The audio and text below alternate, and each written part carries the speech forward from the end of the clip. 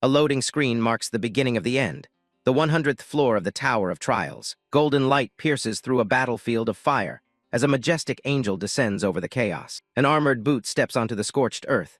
Baek Jinwoo scoffs, telling his enemies that no matter how much they struggle, it's all pointless now. This is Jinwoo, known in this world as God Jinwoo, the undisputed #1 player in Battle of Summoners. It's a dead game that's lost its popularity due to its insane difficulty, leaving only a few dedicated veterans behind. The world chat is buzzing with his name, with players debating if he's hacking or just that good after seeing him clear a boss in 47 seconds. Jinwoo hasn't just played the game. He set records that turned him into a literal legend within its code. A message pops up from a top ranker named Baek, asking if he's still grinding the 99th floor. Jinwoo is confused since he finished that floor ages ago, but he politely asks if they're having trouble with something. To the other players, he's an untouchable idol, but reality paints a much bleaker picture. He brushes them off as busy, while swiping through a mountain of gold on his phone screen. In real life, Jinwoo is just a regular guy on the street who feels like he's completely ruined his future.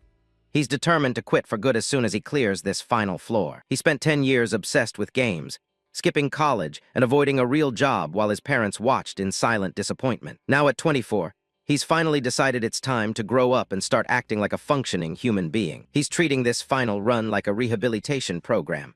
One last hurrah before he leaves it all behind. He wants to bring his legendary persona, God Jinwoo, to a successful and honorable end. His celestial archers rain down arrows of pure light, vaporizing everything in their path. Amidst the burning ruins, he pulls up his interface for one last set of commands. He scans through an inventory filled with powerful legendary summons he's painstakingly collected over a decade. In the chat, Rachel notes that he rarely checks his messages and tells the others to just give him a moment. He unleashes his ultimate skill, summoning a massive white whale that glows with ethereal power. Rachel points out that if he reaches the 100th floor right now, it will mark a significant milestone. The angels draw their bowstrings and rain fire directly down on his position. It's been exactly 10 years since they all started this journey together. Amidst the storm of magic and flying arrows, Jinwoo shows no signs of fear. He raises a wall of water, blocking every single attack surging toward him. He grits his teeth, his face illuminated by the flashes of his own spells as he maintains his focus. The other top players watch his progress with a mix of goosebumps and pure awe. Magical arrows continuously clash against his shield, creating a massive display of force. After a while, the angels cease their attack, thinking that within that cloud of dust, the player had been completely obliterated. But as the smoke began to clear, the entire horde was wiped out clean by surges of water magic sweeping across the battlefield. As Jinwoo reveals himself, he raises a hand, commanding the majestic whale floating above to overwhelm them all. Water droplets swirl around his hood as he maintains a cold, unwavering stare. The chat is full of praise for his skills, but then someone mentions a strange announcement that just popped up. A red dragon roars, its mouth glowing with molten fire as the players discuss a new world, opening for those who clear the final floor. Jinwoo stands his ground, staring down the massive beast as fire spills from its jaws. The dragon's flame reflects in his wide eyes, but he doesn't even flinch. He calls out his counter, the blue dragon, a massive serpent of rushing water that lunges forward. The water dragon charges, its jaws open wide as it prepares to douse the flames. The rankers speculate if the game's entire framework is about to change, though Rachel thinks it's just a joke from the developers. Fire and water collide in a massive explosion, creating a violent vortex of steam and energy. Jinwoo stands in the center of the devastation, looking up as the final chat messages fade away. The world-shaking chat messages from Baek continue, wondering if reality itself will shift if Jinwoo actually clears the floor. The speculation focuses on the game world, and the real world merging into one ruled by summoners. A massive explosion of energy fills the tower, signaling the final moment of the raid. Close-up of the victory screen on Jinwoo's phone. CLEARED. You have cleared the 100th floor of the Tower of Trials. In the middle of a busy city street, Jinwoo throws his hands up and screams in pure triumph. People on the sidewalk stop and stare at him, whispering that he must have lost his mind to be cheering that loudly. Jinwoo rubs his phone against his face, crying tears of joy now that he's finally done with the game forever. He takes one last look at the screen, deciding he should at least brag to the other veterans before he deletes it. He notices everyone around him looking up in confusion, their chatter dying down as a strange shadow falls over the street. A sudden, blinding blue light washes over the entire block. High above the skyscrapers, a massive translucent screen identical to his phone appears, mirroring his victory. Another massive display materializes, declaring that the beta testing period for reality has come to an end. Jinwoo stands frozen, staring at the sky with sweat running down his face as he wonders what's happening. Suddenly, the clouds break, and thousands of red scrolls start raining down on the city. People on the street reach out to catch the glowing red parchment, looking at it with sheer bewilderment. The screens above the city flicker with a new instruction: tear the summoning scroll. A young guy asks his friend if it's some kind of promotional event, and suggests they just rip it open. A close-up shows him gripping the red scroll, ready to tear it down the middle. Jinwoo shouts for them to stop, his instincts screaming that this is dangerous. The scroll is torn open with a sharp sound. A violent explosion of magical fire erupts from the scroll, catching the man in the blast. The sky turns a deep red as a final system message confirms: a new world is being created. Nightmarish creatures and massive stone golems begin manifesting in the streets amidst the fire and screams. Jinwoo stands paralyzed, his mind racing as he realizes his game has just become reality. A bright light suddenly illuminates the side of his face. A woman screams as a sickening thud echoes across the pavement. People crowd around a truck stopped at the crosswalk, shouting for someone to help the guy who was just hit. Jinwoo lies bleeding on the road, people around him frantically shouting to call an ambulance. His eyes begin to close as he curses the game with his final breath before passing out. His cracked phone lies on the ground, still displaying the notification that a new world is being created. 3 years later, a hospital TV reports on South Korea's continued struggle in the international player leagues. A pale hand resting on a hospital sheet suddenly twitches. Jinwoo's mother drops her apple, her expression turning into one of pure shock as she looks toward the bed. The peeling knife clatters against the floor as she realizes what's happening. Jinwoo is finally awake, staring at the ceiling with wide, confused eyes and bandages around his head. His mother frantically calls for his father and a doctor as they both rush to his bedside. Jinwoo is stunned to learn that he's been in a coma for 3 whole years since the accident. His father introduces him to his own personal summon, a small pebble golem that waves at him. The golem helps with his father's delivery business, showing how much the world has changed while Jinwoo was asleep. On the news, Rachel, the current world rank 1, is interviewed about the global summoner status. Jinwoo watches the screen, realizing his game's top rankers are now the world's most powerful leaders. Rachel tells the camera that she is still searching for the one true legend, God Jinwoo. Jinwoo stares at the news broadcast, recognizing the powerful figures standing atop the world's hierarchy. He confirms that the woman on screen is indeed Rachel, one of the elite 5 emperors from his game. A shimmering blue system window materializes in the air before him. It displays a prompt asking if he would like to begin the tutorial for this new reality. Sitting in his hospital bed with bandages around his head, Jinwoo lets out a dry laugh. He finds it hard to believe that the virtual world he dedicated so much time to has actually replaced the one he knew. His mother places a worried hand on her chest, urging him to ignore the tutorial and focus on his recovery first. Jinwoo looks back at her and firmly declines, his decision already made. A confident, sharp smirk tugs at the corner of Jinwoo's mouth as he tells his parents he needs to adapt quickly. He dismisses their concerns, insisting that his body is already recovered and ready for the challenges ahead. Though he currently has nothing in this strange new world, Jinwoo grips his bedsheets with renewed determination. He is certain that his mastery of the game will allow him to reach the top of the world once again. Baek Jinwoo sits at his desk, catching up on everything he missed during his 3-year coma. He's returned to a home and a world that are completely unrecognizable. He studies the news reports about the New World Order. A top-ranked summoner named Rachel is all over the headlines, publicly searching for the legendary Jinwoo God. The transition is total. High-stakes duels, raids, and dungeons have moved from the digital realm into physical reality, fundamentally changing how society functions. Mankind has somehow managed to find a way to live alongside these summoned entities. Massive creatures like this fiery armored beast are now a common sight in everyday life. Jinwoo pushes back from his computer, feeling confident. He knows that no matter how much the world has changed, none of these new rankers can match his level of expertise. A system window pops up, asking if he wants to access his cube inventory. He taps yes with a focused look, ready to officially start his journey. A blue screen flickers to life, announcing the official start of the tutorial. He steps onto the dirt of a quiet park, exactly as he planned. He needed a place that was completely deserted to test his abilities. He walks deeper into the empty area, away from the city. He couldn't risk a potentially volatile summon appearing in the middle of a crowd. His tutorial rewards materialize, 2 low-grade summoning scrolls. Jinwoo wipes sweat from his face, feeling the weight of the moment as things finally start to feel real. He grips the red scrolls tightly, whispering a prayer for something halfway decent. He knows starting with garbage would be a death sentence in this new world. The gacha system in his old game was a literal nightmare. Even for a legend like him, the soul-crushing drop rates were a constant hurdle. The hierarchy is brutal, scaling from S rank down to F rank with impossible odds. With a basic scroll like this, he's looking at a mere 1% chance of even seeing a D rank. He clutches the scroll to his chest, practically begging for anything remotely viable. Just a functional E rank would be enough to get him started. He narrows his eyes, focusing all his hopes on the red paper. A D rank would be a dream, but he's realistic enough to settle for a decent E rank. Jinwoo finally tears the scroll down the center, committing to the summit. The system confirms the activation of the low-grade summoning scroll. He watches with bated breath as the process begins. The paper glows with an intense blue light as it splits apart. He wonders for a split second how these manifestations actually look in person. Lightning crackles and energy bursts from the torn scroll. The force of the summoning is much more violent than he expected. The park is illuminated by a massive shockwave of light. Jinwoo stumbles back, shielding his eyes from the electrical discharge. As the summoning scroll gradually faded away, a golden portal began to take shape. A system window announces that he successfully summoned an X-rank wind fairy. The tiny creature stretches and yawns as the golden light fades. Jinwoo is paralyzed with shock.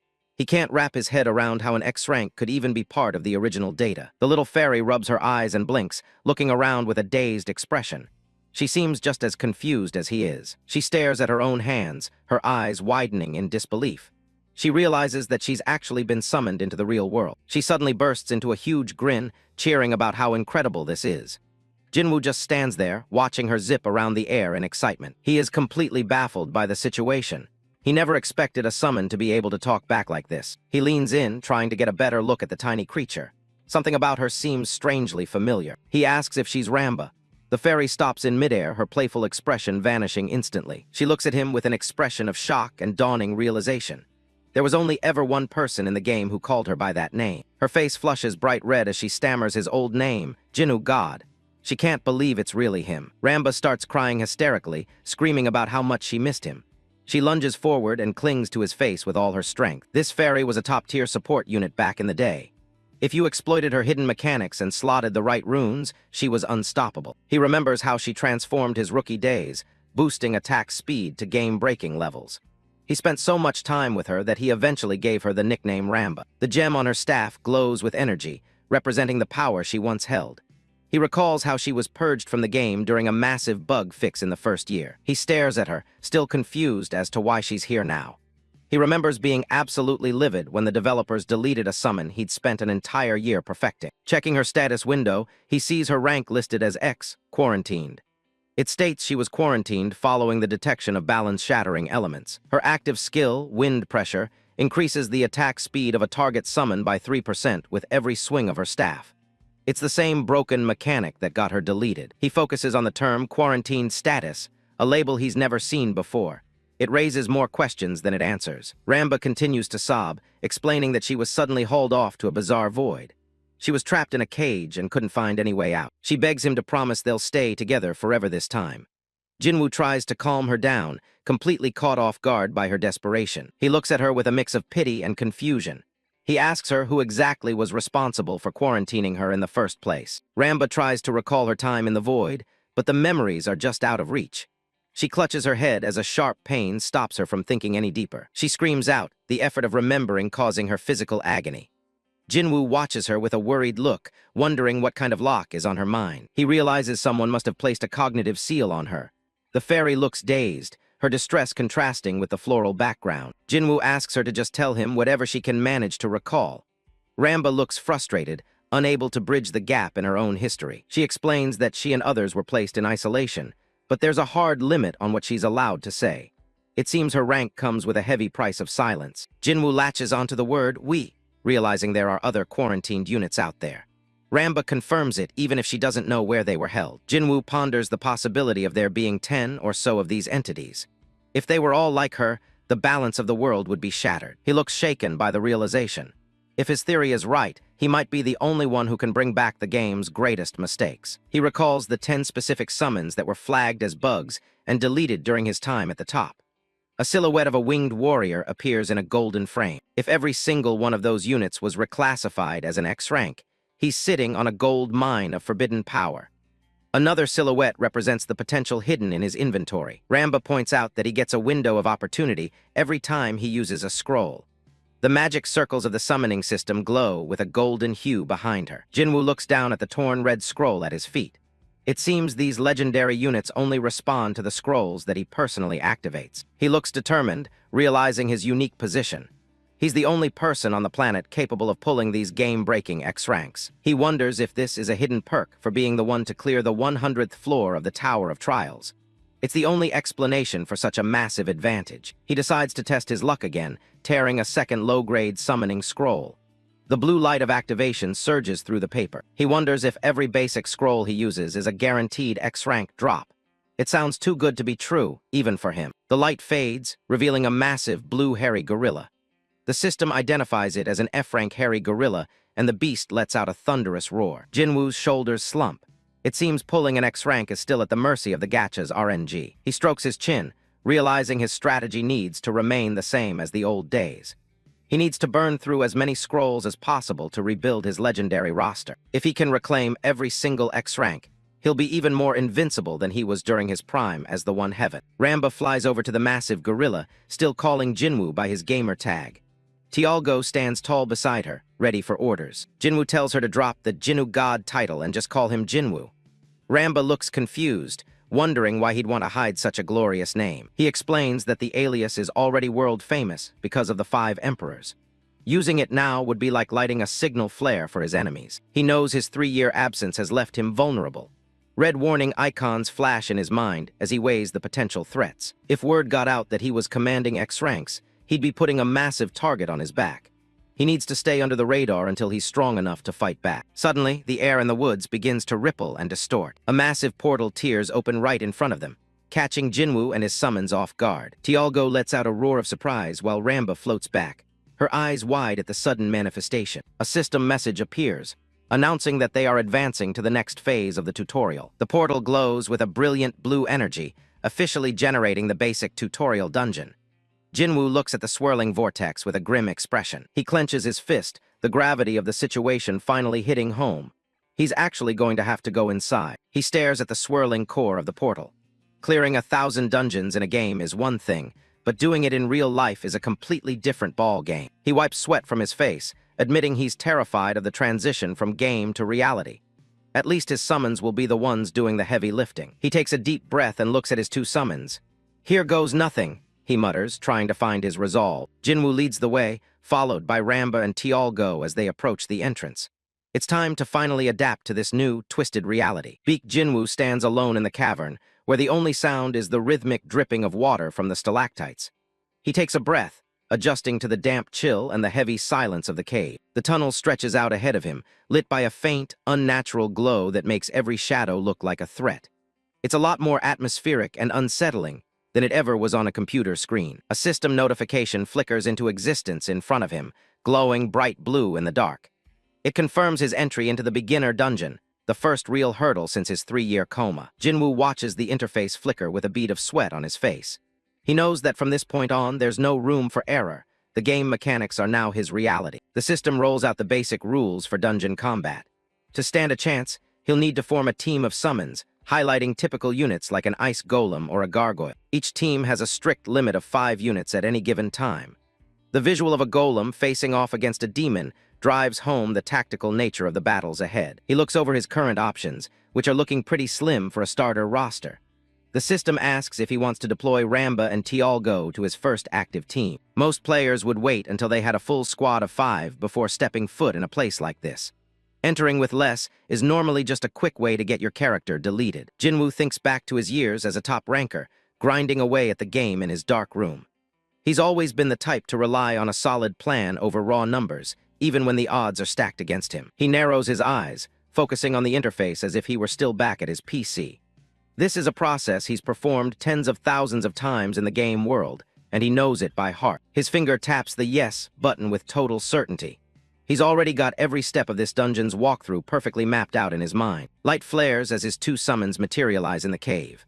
Lamba waves a hand with a wink, while Tialgo, a massive blue-gray ape-like beast, lets out a roar that makes the cavern walls tremble. Jinwoo moves deeper into the cave with Lamba fluttering alongside him.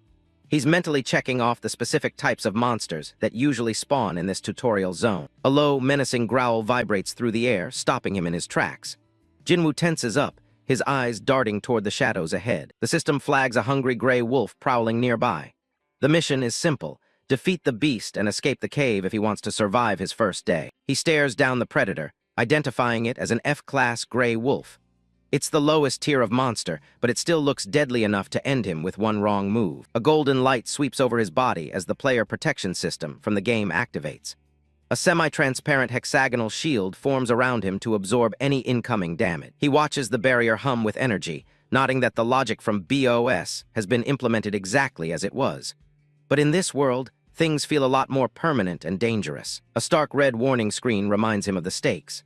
If that shield goes down and he takes a direct hit from a summon, there are no respawns. He'll actually die. The realization hits him hard, and a cold sweat breaks across his forehead.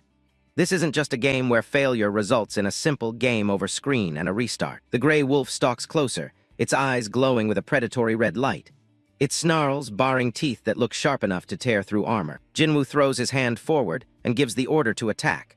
Tialgo doesn't hesitate, lunging toward the wolf with his massive arm raised high. In an incredibly hilarious scene, as his gorilla just stood in front of the wolf screaming its head off, Jinwoo suddenly realized that the game was a far cry from reality. Jinwoo's heart sinks as he watches the gorilla move. From his perspective, the beast is moving far too slowly to catch the agile predator. He calls out to Lamba, needing a boost to bridge the gap. The little fairy nods, her playful expression vanishing as she prepares to support her teammate. Lamba twirls her staff, whipping up a vortex of emerald energy around her. She activates wind pressure, a skill designed to drastically increase a summon's attack speed. The swirling wind wraps around Tialgo, and he looks momentarily confused by the sudden rush of power. The magic infuses his frame, making his heavy limbs feel light as a feather. Tialgo's eyes glow a fierce yellow as the buff takes full effect. He feels the wind lifting him, cranking his speed to a whole new level. With a burst of speed, the gorilla rockets forward like he was shot out of a cannon. He's a blur of blue fur and green energy as he closes the distance in an instant. Jinwoo clenches his fist in satisfaction. Ramba's X-Class utility is every bit as broken as he remembered from his days at the top of the leaderboards. The wolf lets out a confused snarl, unable to react to the massive creature's sudden transformation into a whirlwind of motion. Up close, the beast looks significantly larger and more intimidating than any sprite Jinwoo ever fought. He starts to wonder if the real world has added some dangerous variables to the mix. Tialgo winds up for a heavy strike, the green wind howling around his arm. Jinwoo can only watch, hopping his F-Class unit can overcome the wolf's raw power. The two beasts collide in a chaotic blur of fur and claws. It's a raw display of strength that sends shockwaves echoing through the tunnel. They grapple in the darkness, snapping and clawing at each other with feral intensity. Jinwoo worries that real-world physics might throw a wrench into his perfect game data. A spray of dark blood paints the cavern walls as a blow finally lands.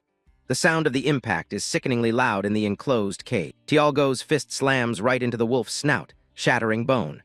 The force of the strike sends blood and teeth flying into the air, but the wolf counters, sinking its fangs deep into the gorilla's shoulder.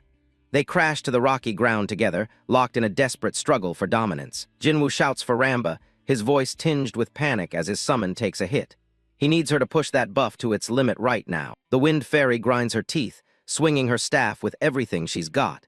She's pouring every ounce of mana into keeping the pressure high enough for a counter. Tialgo clenches his fist, the emerald wind swirling fiercely around his knuckles once more.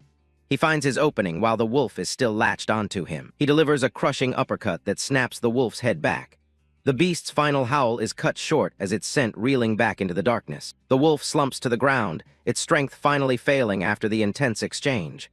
The beast is beaten, but the battle isn't over just yet. Lamba prepares to put an end to this encounter, her staff swirling with bright emerald energy.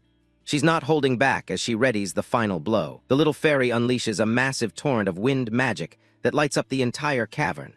Magic circles flare around her as she pours all her mana into the strike. Buffed with a dozen effects from Lamba, Tialgo leaps into the air with a deafening roar, his bulging muscles radiating the same green energy.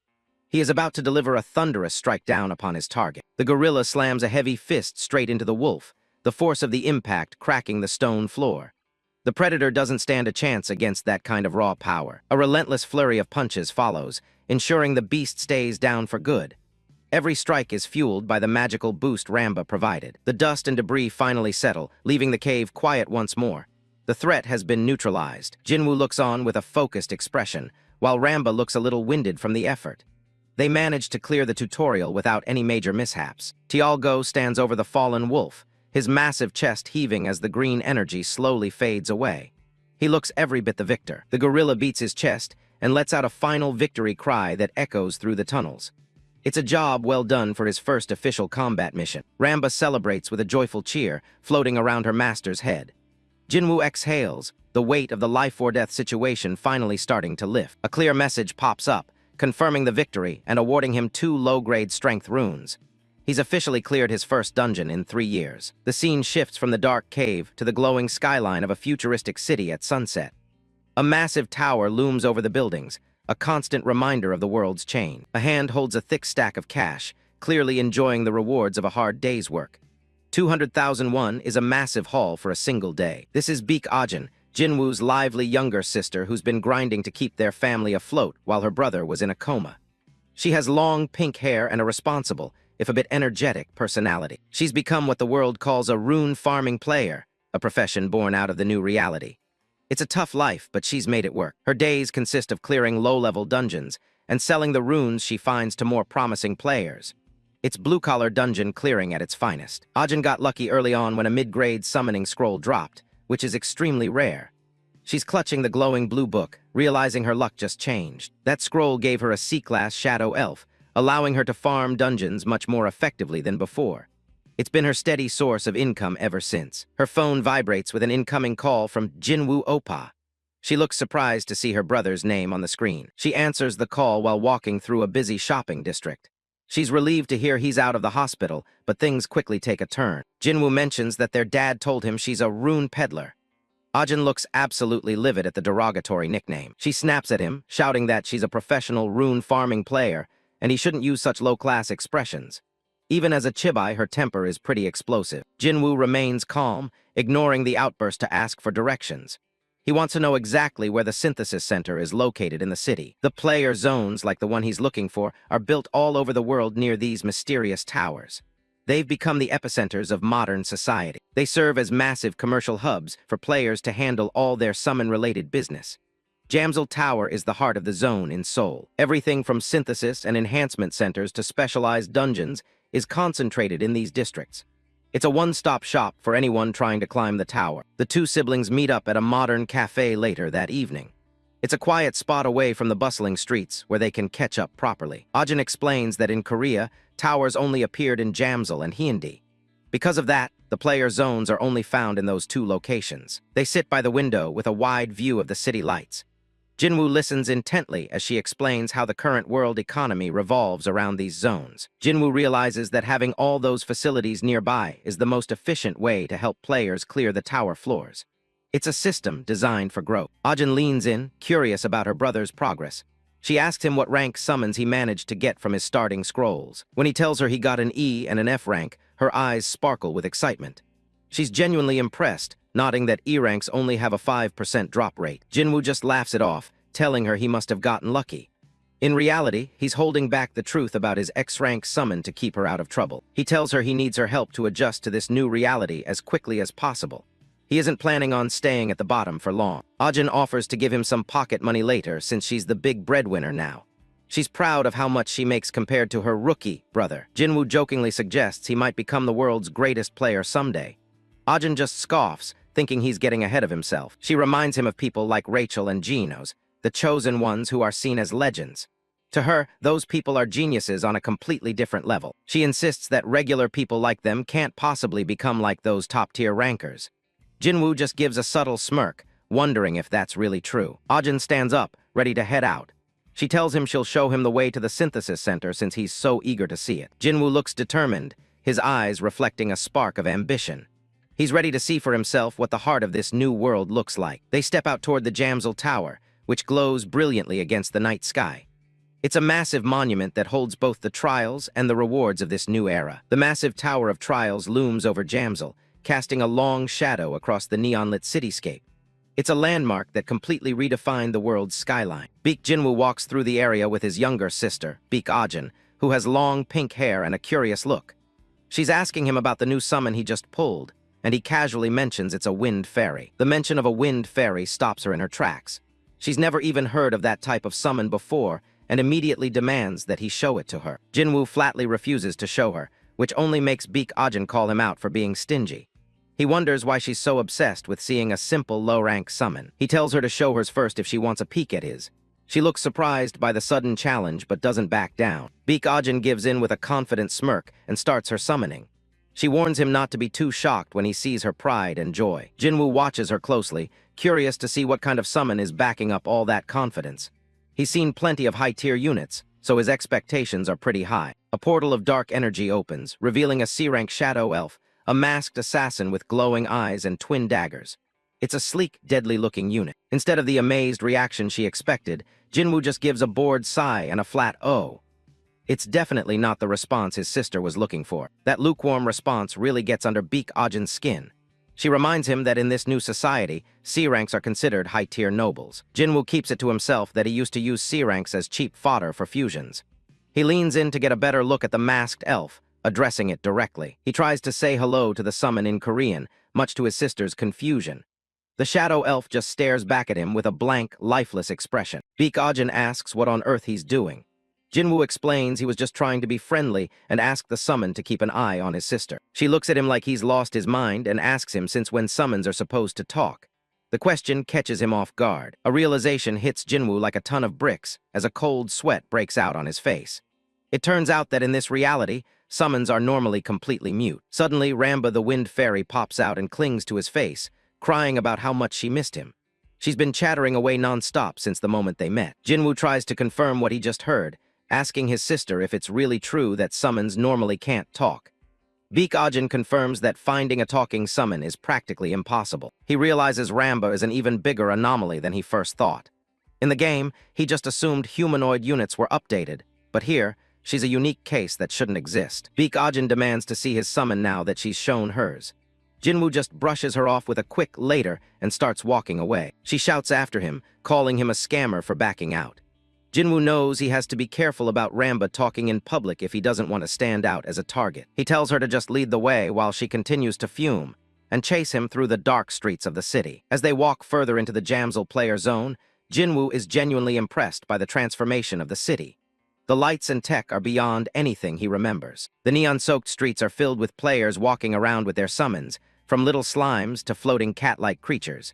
It's a whole new ecosystem. Baek Jinwoo explains that after the tower appeared, big corporations tore down the old buildings and rebuilt the entire district to cater to the player economy. She points to the tower, calling it a gloomy replacement for the old land of dreams and hopes. She's clearly nostalgic for how things used to be. Jinwoo watches a roller coaster fly by and thinks the dungeons actually make this place more thrilling than it ever was before. To him, the danger is part of the appeal. In their chibi forms, Baek Jinwoo reminds him that dungeons are places where people go to die, not to have fun. Jinwoo has to admit she's got a point. Jinwoo thinks about how terrifying dungeons are, but seeing the game he played for years become real is undeniably exciting. The line between reality and the game has blurred. He stands in the middle of the glowing plaza, taking in the sights of the new world he's been dropped back into. It's a massive shift from 3 years ago. They pass an exchange center where players are busy trading everything from summoning scrolls to runes. It's a bustling hub of commerce. Baek Jinwoo points out an information desk for beginners. Jinwoo is hit with a memory of his wealthy friend Baek, who used to buy him endless scrolls back in the day. She suggests he should go to the academy run by the player headquarters to learn the basics. She thinks he needs a fresh start. Jinwoo shuts the idea down immediately. As a former legendary player, he knows there's absolutely nothing those academies can teach him. Baek Jinwoo looks at him with a worried expression, still concerned about her brother's mental and physical condition after his long coma. Jinwoo waves her off and tells her to head home first, thanking her for the tour of the city.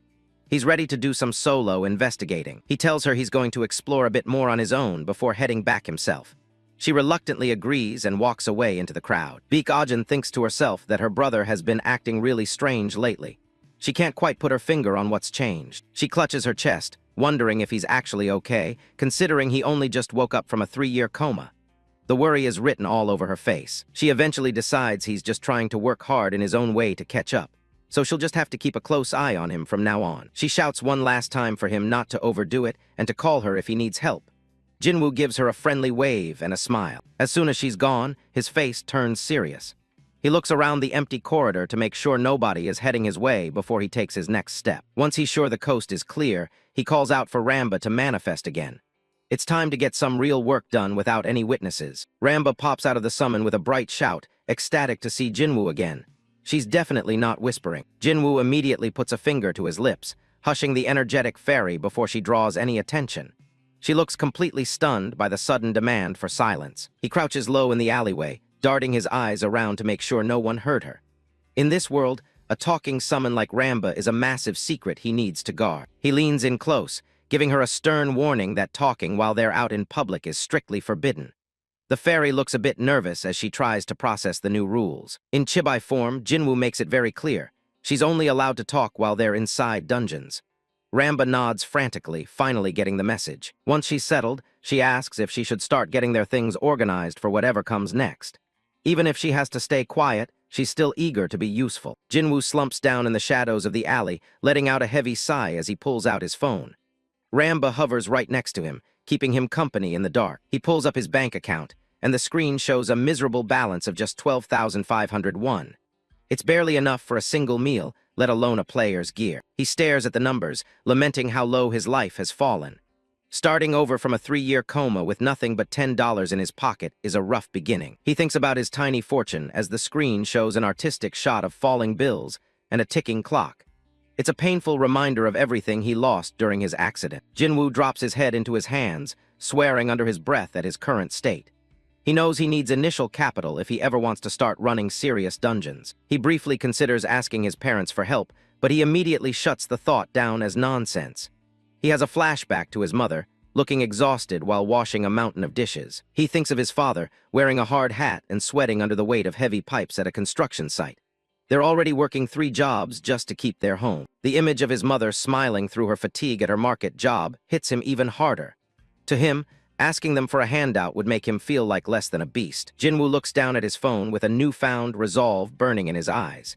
He decides right then that he can do this on his own, even if he has to start from the absolute bottom. He recalls his old legendary title, Jinwoo God, the top ranker who never spent a single cent on the game. He was a master of the non-spender grind. He stands tall in the alley, his face illuminated by the glow of his phone. If he could dominate a pay-to-win game with 0 spending, he can definitely conquer this new reality. A fierce determination takes over his expression as he vows to climb his way back up. He's not going to let a 3-year gap stop him from reclaiming his throne. Suddenly, his phone vibrates with a notification that leaves him completely speechless. A deposit of 500,000 won has just hit his account. Jinwoo stares at the screen in pure shock, wondering where that kind of money could have possibly come from. For a second, he even wonders if it's some kind of player benefit. A series of text messages from his mom pop up. She heard from his sister, Baek Jinwoo, that he was already trying to work, and she wanted him to at least have an allowance. The realization hits him hard, and he can only whisper her name. It's a heavy reminder of how much his family has been sacrificing for him. He flashes back to the hospital, where his mother sat faithfully by his bedside for 3 long years while he was in a coma. She stayed there through every struggle, nursing him and holding his hand even when it seemed like he might never wake up. He remembers her begging for him to just wake up healthy again, her face tired but full of hope. It's an emotional weight that fuels his fire. Jinwoo wipes his eyes, thanking his mother under his breath. He isn't just doing this for himself anymore, he has a debt to pay. He clenches his fist with a grim look of success. He's going to make it, and he's going to make sure his family never has to struggle like this again. His goal is set. He will become the best and let his whole family live in the luxury they deserve. No more construction sites or restaurant shifts for them. He pulls up a holographic shop menu in the dark alley, scrolling through various scrolls and potions. Every second is precious if he wants to catch up to everyone else. To get the materials he needs for real growth, he knows he has to start running dungeons immediately. It's time to stop talking and start acting the part of a top player. Using the money his mom sent, he purchases 3 low-grade summoning scrolls and tears the first one open with a sharp rip. The scroll manifests into a slime mass, an F-rank summon that looks like a miserable, blue, oozing blob. It's a humble start for his new team. He opens the next one and obtains a horned butterfly, another F-rank. It's a small green creature with large, patterned wings and little white horns. The final scroll is a lucky pull, revealing a poison lizard at E-rank. It's a sleek blue reptile with glowing spots on its head and a long, agile tail. Jinwoo crouches down to inspect the lizard, feeling pretty lucky about hitting an E-rank from a cheap scroll. It's a small win, but a vital one. He calculates the odds in his head, realizing that if Ramba is also considered E-rank, he's beaten a 5% chance twice in just 5 tries. He looks at the shivering slime mass with a bit of a grimace. He'll use it to fill out the team for now, but he's already planning to scrap it as soon as he gets something better. He looks at his full lineup: Ramba, the muscular Tialgo, the poison lizard, the slime, and the butterfly. It's a ragtag crew, but it's enough for a team. A confident smile spreads across his face as he clenches his fist. Grinding is what he does best, and he's more than ready to handle whatever the tower throws at him. He thinks about the ultimate goal: finding all 10 of the legendary X-ranks. If he can collect them all, not even an S-rank team on the 100th floor will be able to stop him. Ramba poses with her staff as silhouettes of other powerful entities loom behind her. Jinwoo is ready to sweep through everything and reclaim his status as the god of the tower. Baek Jinwoo takes a confident step forward.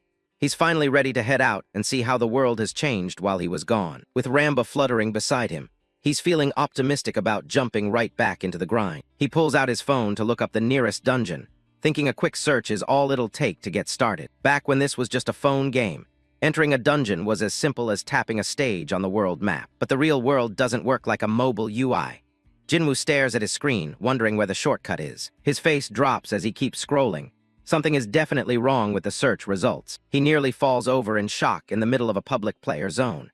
The new reality of the situation is starting to sink in. He stares at the screen, hands trembling while Ramba looks on, equally confused by the news. A massive notice pops up on his feed, breaking down the strict new laws for entering dungeons. He can't believe what he's reading. It says unauthorized entry is strictly forbidden. Dungeons are appearing randomly across the country, and their difficulty is now ranked by the energy levels they emit. But it doesn't matter how easy the gate looks.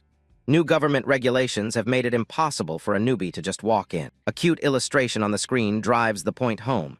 If you aren't an officially registered player, the authorities will kick you out. The weight of it all hits him as he slumps onto a bench, feeling completely defeated by the red tape. Jinwoo sighs, cursing his luck for waking up from a coma right when the laws became so strict. A tiny hand reaches out from behind him and gently pats his shoulder. Ramba tries to cheer him up with an adorable shout, telling him to keep his head high. Seeing her enthusiasm brings a small, genuine smile back to his face. He gives her a gentle pat on the head, thanking the little fairy for the support. Suddenly, his phone starts buzzing with a new alert. It's late at night when he finally takes a call from his little sister, Baek Jinwoo. Jinwoo is lounging on her bed reading a book, checking in to see when her big brother is coming home. He tells her he'll handle his own dinner, then asks if she knew about the mandatory player registration. She bolts upright in shock, realizing she completely forgot to mention the biggest change in the new world. She offers a sheepish apology, swearing it just slipped her mind during all the excitement of him waking up. Jinwoo's expression goes cold as she explains that the government had to step in after so many people died in the dungeons. She describes the absolute chaos of the last few years,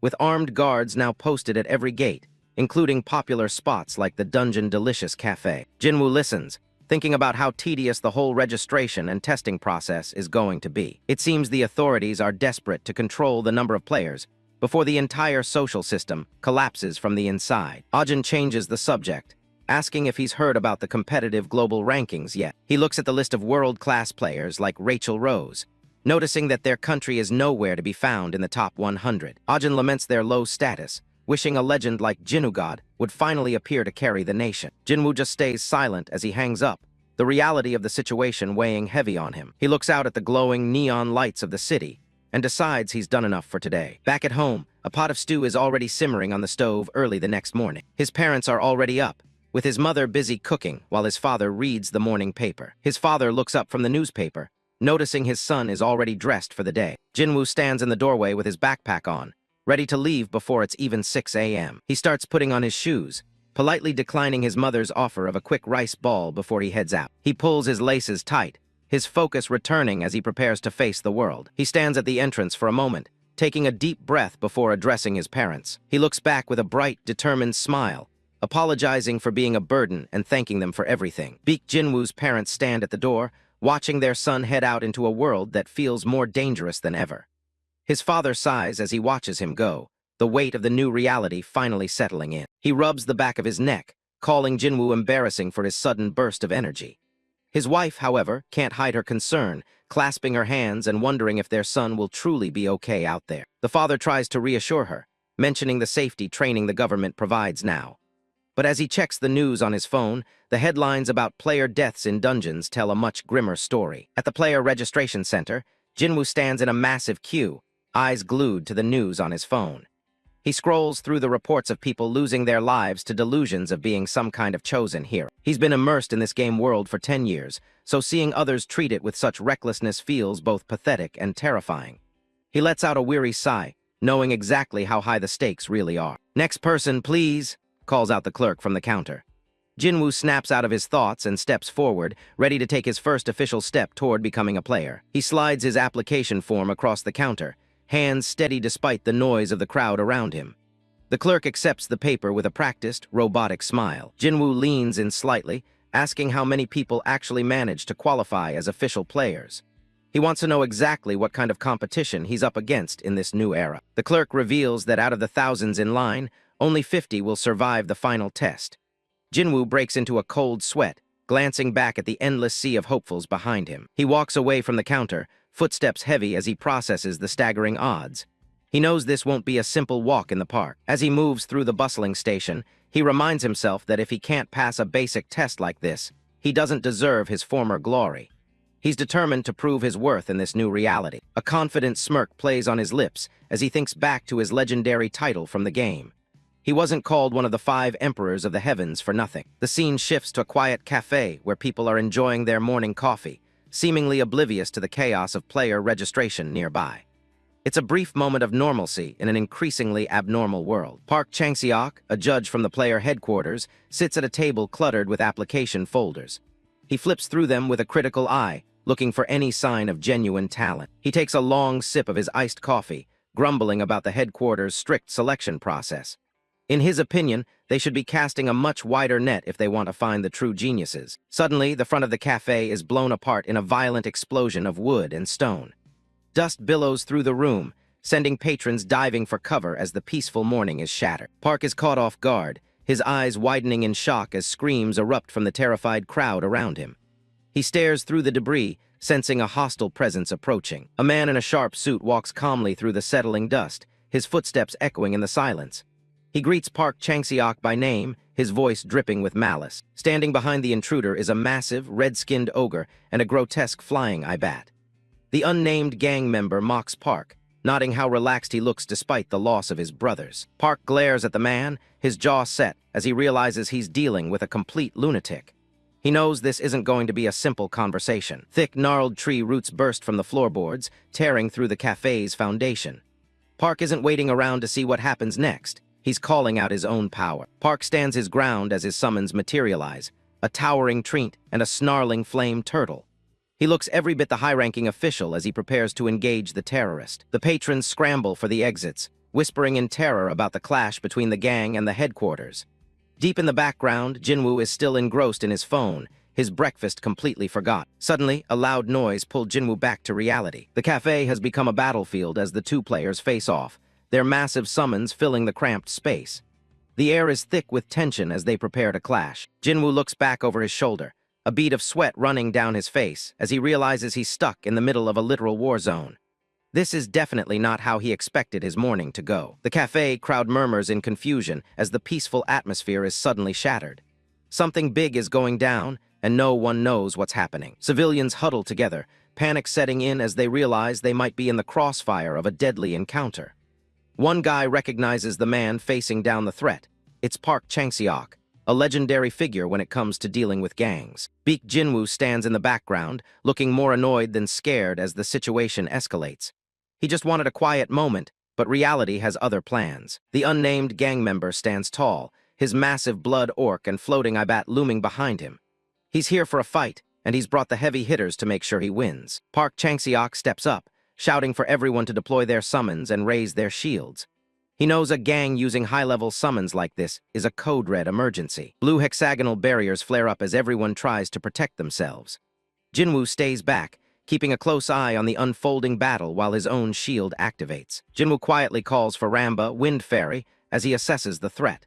He needs his own support ready just in case things get even messier. Lamba pops into existence, tilting her head as she tries to make sense of all the yelling and magic. She looks ready to help, but Jinwoo has other ideas. He quickly brings a finger to his lips, signaling for her to stay completely silent. They have a deal about her not talking in public, and he's not about to let her break it now. He whispers a reminder about their promise, while Ramba looks back with a pouty, slightly annoyed expression. She's got plenty to say, but for now, she'll stick to the rules. The gang member smirks at Park Chang-seok, mockingly calling him an apostle of justice before getting down to business. He's clearly enjoying the fear he's causing. The massive blood orc roars, stomping forward and swinging its heavy weapon. The sheer power behind the move sends tremors through the cafe floor. Jinwoo ducks behind a table, deciding that staying low and watching is his best bet.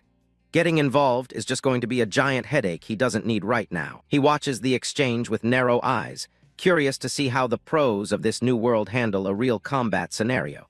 It's a good chance to gather some data. A barrage of fireballs streaks through the air, courtesy of Park's flame turtle summon. They light up the room as they head straight for the enemy orc. The fireballs collide in a massive explosion, filling the space with blinding light and heat. It looks like a direct hit that should have ended things. But as the smoke clears, the orc is still standing, completely unharmed. A strange red glow pulses across its skin, signaling that something is protecting it. The gang member laughs, taunting Park for such a weak effort. He's fully confident that nothing they throw can break through his summon's defense. Park Chang-seok grits his teeth, his frustration evident as his best attack fails to leave even a scratch. He's starting to realize this fight isn't going to be as simple as he thought. Observing from behind, Jinwoo has identified the issue with this battle. He already has dozens of ways to pierce through that orc's defense. Watching the struggle, Jinwoo couldn't help but feel a twinge of disappointment, inwardly cursing the tactic as absolute trash. To him, the mistake Park was making was as clear as day. In the back, people began whispering that Park was being backed into a corner, and if things continued this way, the congressman would surely lose. The situation was growing more dire by the second. Jinwoo hesitates, weighing the risks of stepping in. If he helps out, he'll definitely be dragged into a mess of paperwork and attention he wants to avoid. The orc's axe comes down again, a massive blade of steel that threatens to end the fight for good. The danger to the civilians is getting too high to ignore. The heavy blade swings through the air, kicking up dust and debris as the orc continues its relentless assault. The sound of the impact is deafening. Jinwoo stares blankly for a moment, the gravity of the situation finally sinking in. If he doesn't do something, people are actually going to die here. He realizes his hope for a quiet life is about to go up in smoke if he gets killed in some random cafe skirmish. He has to take action, whether he likes it or not. Jinwoo finally stands up and calls out to Park, who immediately tells him to stay back because it's way too dangerous. But Jinwoo isn't planning on getting close. Park pauses, confused, as Jinwoo points out that the flame turtle's timing is the reason the fire attacks aren't landing. He's giving advice like a pro gamer coaching a newbie. Jinwoo points directly at the orc, telling Park to look at the buffers supporting it from the rear. He's seen this mechanic 1,000 times in the game. He identifies the real problem. The IBAT is casting a fire resistance buff every time Park tries to attack with fire.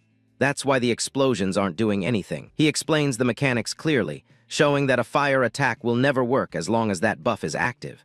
It's a basic strategy that Park completely overlooked. Park Chang-seok looks over, finally noticing the orc's body turning red exactly when the buffer in the back uses its skill. The realization hits him like a ton of bricks. Now that he knows the secret, Park's expression changes to one of grim determination. He signals his treant to get ready for a different kind of attack. The orc prepares to lunge again, but Park is already one step ahead, waiting for the split second the buff drops. He's got the timing down now. He shouts for the flame turtle to attack at the exact moment the resistance fades. This is the opening they've been waiting for. A massive pillar of fire erupts, this time connecting with full force and scorching the orc's flesh. The strategy worked perfectly. Park is visibly thrilled, his confidence returning as he sees his attacks finally having an effect. He can hardly believe a random civilian had the answer. The gang member is absolutely stunned, his mouth hanging open as he wonders how someone could have figured out his trick so easily. His perfect plan is falling apart. Park's treant slams its massive roots into the ground, sending them snaking toward the source of the buffers. It's time to take out the support. The wooden limbs burst from the floor and snatch the IBAT right out of the air, crushing it instantly. The gang member can only watch in horror as his edge disappears. With the resistance gone, the flame turtle unleashes its ultimate breath, incinerating the orc in a torrent of pure heat. The fight is over before the enemy can even react. The flame turtle's final blast engulfs the area in a blinding pillar of fire, signaling the end of the struggle. The massive blood orc is completely incinerated, leaving the unnamed gang member in a state of absolute shock as his trump card vanishes into ash. He stares at the empty space, unable to believe his summon was defeated so quickly. Park Chang-seok steps through the settling dust, his shadow looming over the defeated criminal who is now backed against his own barrier. The tide has turned completely. The gang member completely loses his nerve, falling to his knees and desperately begging for his life. He offers to surrender and turn himself in, hopping for any way out of the situation. Park Chang-seok looks down at him with cold, unrelenting eyes, unmoved by the man's desperate pleas. He tells the man to shut up as his treant's massive wooden roots surge forward, tightly binding the criminal so he can't escape. There will be no mercy this time. The roots lift the man off the ground as Park reminds him of the harsh new law. Gang members caught in the act are to be executed on the spot. The gravity of the situation finally sinks in for everyone watching. The criminal's eyes widen in sheer terror as he realizes he won't be seeing the inside of a courtroom. His fate is already sealed. Park stands tall, his expression devoid of pity as he prepares his summon to deliver the final judgment. Justice in this world is swift and brutal. The wooden roots tighten and spear through the target, ending the threat with a gruesome spray of blood. The terrorist attack is officially over. Silence falls over the cafe as the patrons slowly process the violent scene they just witnessed.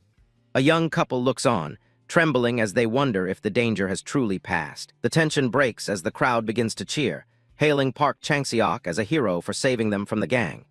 They seem more relieved than horrified by the execution. Amidst the celebratory shouting, Baek Jinwoo stands still, a look of profound discomfort on his face. He finds it disturbing how easily the crowd cheers for a death, even that of a criminal. He watches the people around him, feeling more like an outsider than ever in a world that has become so desensitized to violence. Lamba, Wind Fairy, sits atop his head, sharing his somber mood. Jinwoo realizes that the world he once knew is truly gone, replaced by a reality where survival requires a much colder kind of resolve. He'll have to adapt if he wants to stay alive. Heavy footsteps approach as Park Chang-seok walks across the shattered floor toward his unlikely savior. He looks remarkably composed after the execution. He introduces himself formally as a council member from player headquarters and offers his sincere thanks for the tactical advice that saved him. He's impressed by the young man's insight. Park extends his hand, and Jinwoo takes it, though he brushes off his contribution as if it were nothing special. He doesn't want to make a big deal out of it. Park expressed his desire to reward Jinwoo for his help and asked which guild he belonged to, clearly attempting to scout potential talent. However, Jinwoo replied that he had only just submitted his registration application this morning. Internally, the congressman is baffled. He can't understand how someone with such deep knowledge of summon buffs hasn't officially registered as a player yet. It just doesn't add up. He reassures Jinwoo that as long as they can verify his identity with an ID card, the reward process will be smooth. He's determined to track this mysterious person down. Jinwoo pulls out his ID card and hands it over, finally revealing his name to the official. It's a small price to pay for a reward, or so he thinks. Park takes the card, explaining that a standard background check is required before they can issue any reward according to regulations. He's already planning his next move. Jinwoo accepts the explanation and prepares to leave, waving a casual goodbye as he heads back into the city. He's done with the cafe for today. Park's expression remains serious as he watches Jinwoo walk away, his mind clearly working through the mystery of the young man's uncanny abilities. He's not going to let this go. He takes out his phone and quickly taps the screen to start a call, his face set in a grim line. Something about Jinwoo has piqued his suspicion. He tells the person on the other end that he's just sent over some data that needs to be scrutinized immediately. He wants answers. He specifically mentions the name Baek Jinwoo, making it clear that he wants a deep dive into the protagonist's history. He's looking for anything that might explain the boy's expertise. While Jinwoo walks down the street with Lamba on his head, Park gives the order to look into every detail of his life. The hunt for information has begun. The sun shines brightly over the sprawling city, a peaceful contrast to the secret investigation that has just been launched against Jinwoo. The world continues on as if nothing changed. Jinwoo stops to buy a snack, handing a golden brown bun to his tiny companion. It's the least he can do after making her stay quiet for so long. Ramba's eyes light up with joy as she prepares to dig in. Jinwoo comments on how it must have been frustrating for her to keep her mouth shut during the entire fight. He gives her a soft smile, amused by how simple her happiness is. As long as there's good food, she seems perfectly content. Lamba hugs the massive bun with a look of pure bliss, and Jinwoo thinks about how lucky he is that his summon is so easy to manage compared to others. It's one less thing to worry about. His expression shifts back to concern as he wonders if his intervention today will lead to any long-term consequences. He really didn't want to draw any attention to himself. He thinks back to the Blood Orc attack, acknowledging that he hadn't planned on getting involved until he saw the players struggling with basic mechanics. It was hard to just sit there and watch. He knows that without his tip, the outcome for everyone in that cafe could have been tragic. Sometimes, even he can't ignore a disaster waiting to happen. Sitting on a park bench, Jinwoo takes a deep breath and admits to himself that the world has changed far more than he ever expected. He's going to need more than just knowledge to survive. He stares ahead with a sharp, determined gaze, deciding that he can no longer afford to stay on the sidelines. It's time for him to start hunting for real.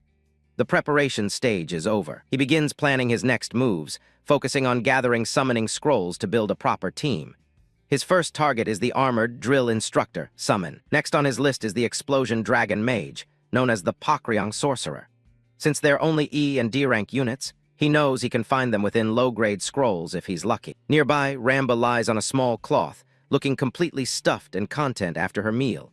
She has no idea about the ambitious plans her master is currently making. Jinwoo stands up from the park bench, his gaze fixed on the urban skyline and the towering skyscrapers in the distance.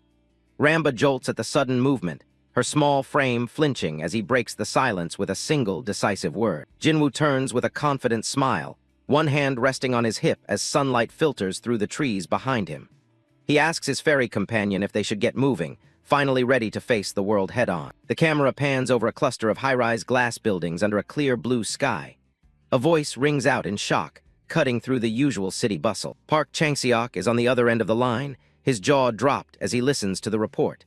He just found out that Baek Jinwoo spent the last 3 years in a coma after a car accident. He can't believe what he's hearing.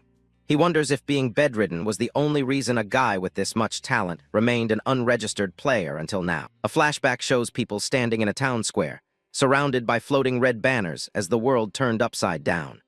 3 years ago, everything humanity knew was replaced by a chaotic new reality. Back in the present, Park is so rattled he almost drops his phone and briefcase. The news that Jinwoo applied for registration immediately after being discharged is completely unheard of. He pulls out the application form and stares at Jinwoo's photo. Every detail on the paper confirms that this kid isn't just lucky, he's an anomaly. Park realizes the gravity of the situation as he stares at the paperwork. To wake up and instantly adapt to a world filled with monsters and magic takes more than just guts. He stands frozen on the sidewalk while people walk past him. His colleague asks if everything is okay, but he's too deep in thought to give a real answer. He tells the person on the phone that he'll be taking over as the examiner for this round. He refuses to explain why, but it's clear he's found someone he needs to see in person. He hangs up the call, staring at his phone with a mixture of disbelief and excitement. The skyline of the city looms behind him, bright and indifferent. To Park, it's one thing to survive an accident, but it's another to register as a player the moment you open your eyes. That kind of adaptability is something you can't teach. A smirk tugs at the corner of his mouth as he looks at the screen. He's convinced that Jinwoo has the potential to become an extraordinary talent for the country. The scene shifts to the sleek interior of the Player Association headquarters. Modern architecture and bright spotlights give the place a high-stakes, professional feel. A pair of polished dress shoes clicks against the floor as someone walks inside. Jinwoo has arrived, and he's clearly impressed by the scale of the facility. He knew it would be busy, but the sheer volume of applicants is still a lot to take in. Lamba is perched on his head, looking around with wide eyes at the competition. The hallway is packed with people waiting for their turn, the air buzzing with nervous energy. Everyone here is vying for a chance to officially join the ranks of players. Jinwoo passes a girl holding a small, armored summon, both of them looking ready for a fight. He observes the crowd, realizing just how much people are willing to go through for this status. He finds a seat and gets comfortable, crossing his arms with a confident smirk. While everyone else looks stressed, he feels like he's just waiting for a game to start. The sound of heavy footsteps signals the arrival of the instructor. The noisy hall goes quiet in an instant as everyone turns their attention to the stage. Jinwoo looks up from his seat, noticing that things are finally getting underway. Lamba settles onto his hair, sensing that it's time to pay attention. His eyes go wide as he recognizes the man stepping up to the podium.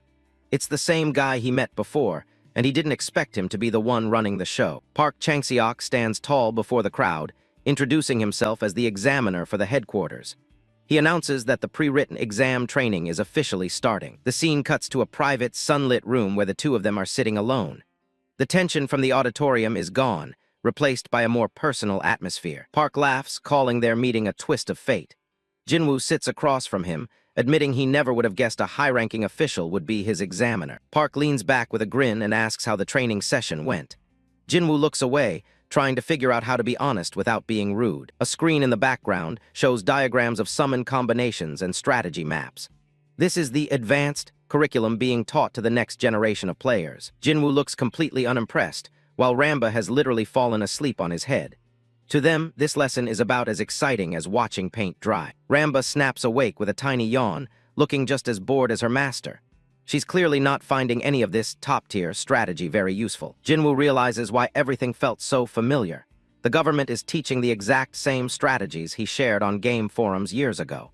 He can't believe they're using his old speedrun tactics as official study material. He forces a smile and tells Park that it wasn't bad, though he's secretly annoyed. Park looks relieved, glad to hear that his star recruit found the material acceptable. Park gets down to business, mentioning the reward application they discussed previously. He leans in closer, his expression turning serious. Before they move on to the rewards, he admits there's one thing he's been dying to ask. Jinwoo watches him closely, waiting for the catch. Park rests his chin on his hands, his eyes narrowing as he studies Jinwoo's reaction. He asks point-blank if Jinwoo was ever a gamer in the past. Jinwoo looks confused, repeating the term as if he's never heard it used that way. He's trying to gauge exactly how much Park has figured out about his history. A hologram of a mobile game screen pops up, showing the Battle of Summoners login. In this world, being a gamer means you played the very game this reality is now based on. Park explains that nearly 3/4 of the top rankers in the country were gamers before the shift. He knows that anyone with that background has a massive head start in this new world. Jinwoo realizes it would be weirder if he knew all these specific summon buffs without having a background in the game. He decides to come clean, but only partially. Park looks validated, his eyes lighting up as he confirms his theory. He immediately asks the follow-up question, how long did Jinwoo actually play for? Jinwoo stares into the distance, carefully calculating his response. If he admits he was a 10-year veteran, he'll be put under a microscope that he's not ready for. Park waits for the answer, a bead of sweat rolling down his temple from the tension. He's desperate for any edge he can get for the association. Jinwoo lies through his teeth, claiming he only played for about a year. Park's reaction is explosive as he lunges forward and grabs Jinwoo's hands in shock. Jinwoo blinks, completely caught off guard by the guy's level of excitement. He starts to wonder if a year was still too much, but for Park, he's just found a diamond in the rough. Jinwoo keeps a straight face as he repeats his 1-year play history. Park's jaw practically hits the floor. To him, playing a dead game for that long is a massive achievement. Park is sweating as he processes the info. Most Korean rankers barely put in 6 months, so a full year of experience makes Jinwoo a walking encyclopedia in his eyes. He clears his throat and regains his composure. He tells Jinwoo that because of his expertise, they've prepared 2 exclusive reward options for him to choose from. Park holds up a finger, laying out the first offer with an air of importance. Using his authority, he can grant Jinwoo an immediate player registration, bypassing the usual red tape. He leans in, sweetening the deal even further. Not only would he get his license instantly, but he'd also be guaranteed a high-level position right at the association headquarters. Jinwoo just leans his head on his hand, looking completely unimpressed. To anyone else, this is a dream offer, but he seems to be thinking of something else entirely. Park moves on to the second option, which is a straightforward cash reward of 5 million won. He claps his hands together, expecting Jinwoo to struggle with the obvious choice of a government career. He gives a small, confident smile, certain that no one in their right mind would pick a bit of cash over a prestigious job. He emphasizes that getting into headquarters is harder than landing a gig at a major corporation. Before Park can even finish his pitch, Jinwoo interrupts him with a deadpan expression. He chooses the money without a second thought, leaving the examiner completely speechless. Park's head practically spins in a cartoonish daze as he stammers out a response. He tries to warn Jinwoo that normal player registration is a long, grueling process that he could skip right now. Jinwoo stands up and rests his hand on the table, looking determined to stick to his choice. He politely thanks Park for the concern, but insists he'll handle the registration on his own terms. He slings his bag over his shoulder and heads for the door, looking back one last time. He tells Park he doesn't want to be tied down to headquarters when he's already busy hunting for new summons. The scene shifts to the play zone entrance, where a swirling blue portal stands ready. A crowd of officials and guards watches as Jinwoo prepares to take the practical exam. The instructor confirms Jinwoo's identity as he approaches the gate. Tialgo, the hairy gorilla summon, stands loyally by his side, looking just as bored as his master. A woman in a suit explains the rules of the day of the week dungeon. Since it's Tuesday, he'll be entering a time attack trial where speed is everything. From a distance, Park watches Jinwoo's back as he walks toward the shimmering light. He's still reeling from the fact that someone actually turned down his golden ticket. He stands with his arms crossed, his brow furrowed in confusion. He just can't wrap his head around why an unregistered player would prefer a small pile of cash over national support. His gaze sharpens as he focuses on Jinwoo's calm demeanor. There's something about the kid's confidence that makes him wonder if there's more to this than just a lack of ambition. In another room, technical analysts are staring at a stack of documents in disbelief. They're shouting that the insights in Jinwoo's pre-exam papers are absolutely insane. A man with glasses is practically weeping with joy as he clutches the reports. He's never seen anyone with such a deep understanding of runes and summons, claiming that Korea has finally found a true national treasure. Park looks on, sweating as he hears the experts' high praise. He realizes that if Jinwoo performs as well as he writes, he could easily break into the national rankings. Park bites his thumb, the gears in his head turning as he second-guesses his earlier negotiation. He wonders if his offer was actually too low for a talent of this caliber. Back at the portal, the instructor gives the final word that the explanation is over. She gestures for Jinwoo to enter the dungeon and begin his trial. Jinwoo takes a firm step forward, his sneakers clicking against the pavement. The portal hums with energy, ready to transport him into the maze. He steps through the light and finds himself at the entrance of a dark, stone-walled labyrinth. Lamba floats beside him, looking ready for action as the clock starts ticking. A wave of energy pulses through the air as the dungeon activates. Bright blue lines of code and mana flicker around them, signaling the start of the time attack. Jinwoo stands composed, surrounded by a glowing aura of light. Tialgo squats beside him, his eyes glowing yellow as he prepares to unleash his power. A system window pops up with a warning. The room is crawling with highly toxic slimes.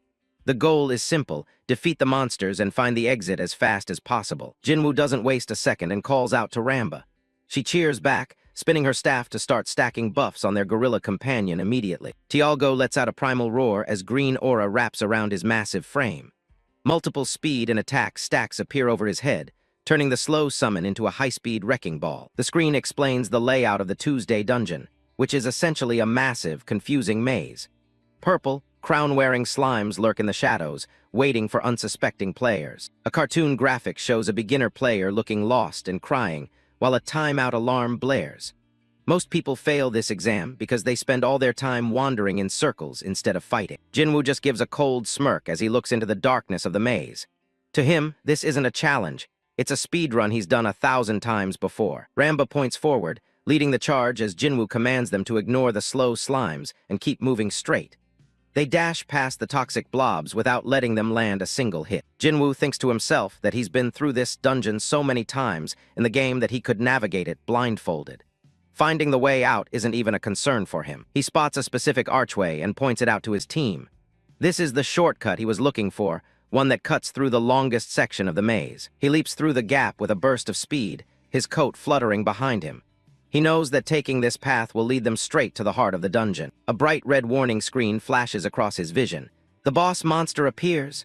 A piercing alarm echoes through the stone chamber as the floor begins to tremble. Jinwoo's expression turns predatory as he stares into the dark pit where the boss is hiding.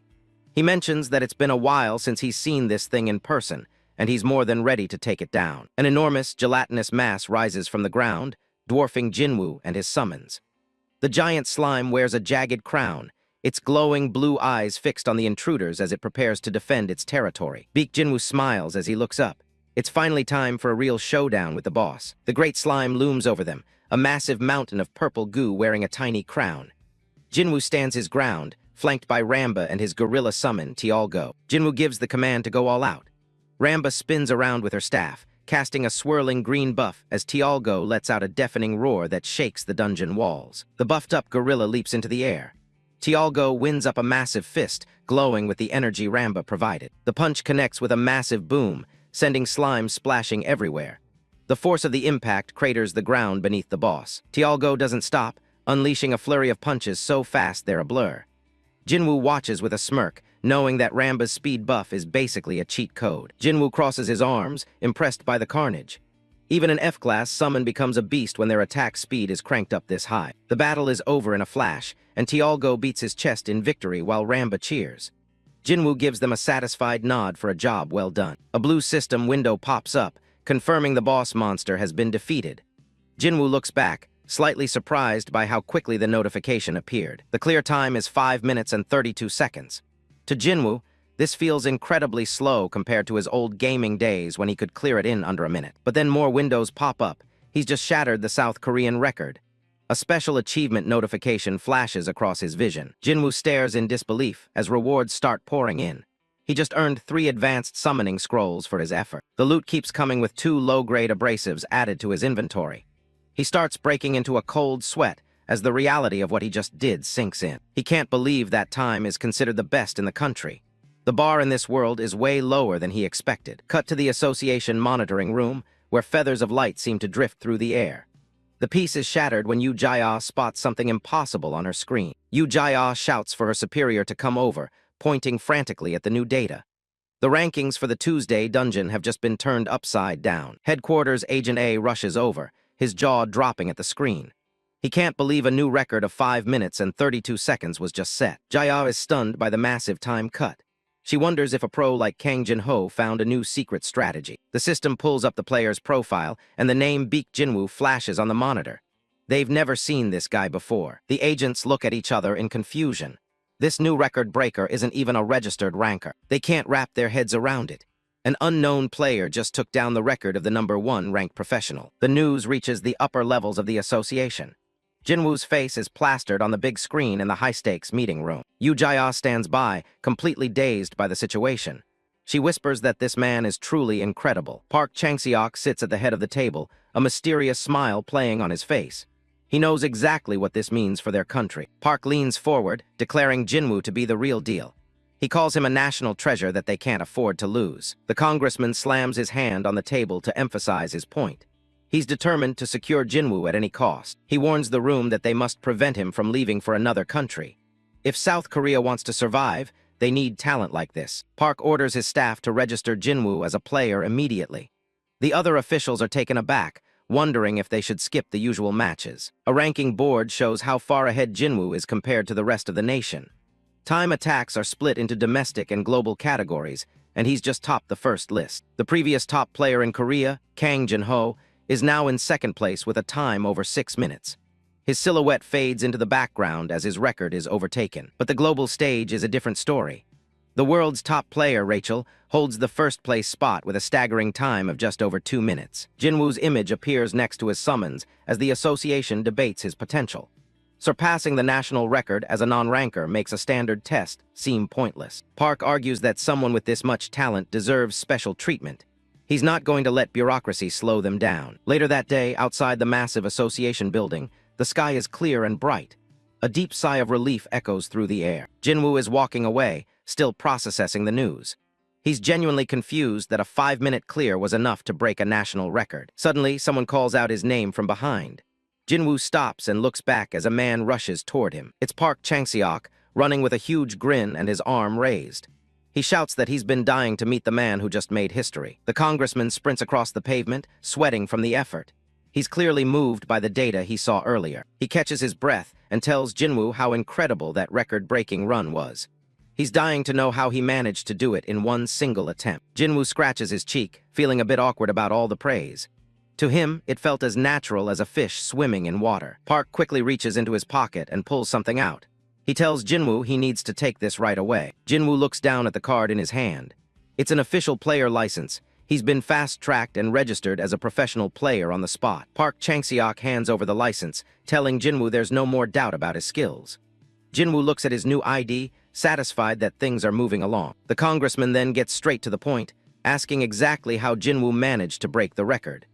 Jinwoo keeps his eyes on the card, already calculating his response. Jinwoo lets out a small, non-committal sound as he thinks. He knows his response will determine how the government treats him from here on out. He grips the license tight, staring at his own photo. He knows that if he spills his secrets now, the power balance in the country would shift overnight. Jinwoo envisions a best-case scenario where he's treated like royalty. Sitting on a golden throne with money falling from the sky, he'd have all the wealth and honor he could ever want. But then he thinks of the worst-case scenario. He imagines being kidnapped and tied to a chair, with the government trying to squeeze every bit of information out of his head. Jinwoo narrows his eyes, deciding that total honesty might be a death sentence. He needs to play this smart to stay in control. He looks Park right in the eye and calls him out for being rude. The congressman looks taken aback, a bead of sweat rolling down his face as the tension rises. Park immediately lowers his gaze and apologizes for overstepping. He realizes he can't treat Jinwoo like a typical rookie player. He clenches his fist, explaining that sharing a gamer's strategy is a huge deal among top players. He knows he's asking for a trade secret. Park looks desperate as he pleads with Jinwoo to understand the situation. He explains that South Korea is currently starved for top-tier talent to compete globally. Jinwoo watches him closely, judging the man's character. He decides that Park doesn't seem like the type of person who would stab him in the back. He remembers that Park was quick to wire the reward money without any hassle. The guy is efficient and seems to have a decent personality for a politician. Jinwoo's lips curl into a slight smirk as a new plan forms. He thinks that if he plays his cards right, he can use the country's resources to level up faster than ever. The two stand on the street as the conversation shifts. Park suggests they find somewhere more private and official to talk things through. They move to a sleek, modern office space overlooking the city. The atmosphere is much more professional as they settle in to talk business. Park sits across from Jinwoo and gets right to the point. He bluntly asks for Jinwoo's full cooperation with the association. He explains that the headquarters is in dire need of the specialized knowledge Jinwoo possesses. Jinwoo listens in silence, looking completely unfazed. Jinwoo leans back and asks if they've already done a background check on him. His expression is sharp, letting Park know he's aware of their digging. Park looks a bit embarrassed but tries to justify it. He explains that any skilled, unregistered player is viewed as a potential security threat or even a gang member. Jinwoo crosses his arms and stares him down, looking genuinely annoyed. He tells Park in no uncertain terms to never let it happen again. Park breaks into a sweat, surprised by Jinwoo's intensity. He's used to people being intimidated by the state, but this kid doesn't show a single hint of fear. Jinwoo casually takes a sip of his coffee, acting like he's the one in charge of the room. Park realizes that the young man knows exactly how much leverage he holds. Jinwoo sets his cup down and asks what's in it for him. He wants to know the tangible benefits of helping the country. He asks about cooperation, as if the word itself is questionable. Park looks a bit stunned, realizing Jinwoo isn't going to be easily bought with empty words. Park laughs, trying to lighten the mood while admitting he holds a very high position in the association. He wants Jinwoo to know he has the power to follow through on his promises. He explains the political side of his job, showing a graphic of him on a podium. If he produces good results with Jinwoo, he gets more votes and more power to help. Jinwoo gives him a dull, unimpressed look. He realizes he's just dealing with a typical ambitious politician. Park clenches his hands on the desk, looking more serious than ever. He promises to provide every bit of support his authority allows. Park repeats his offer, emphasizing that his resources are now at Jinwoo's disposal. He's putting all his chips on this one player. Jinwoo narrows his eyes, thinking the offer is a bit too vague.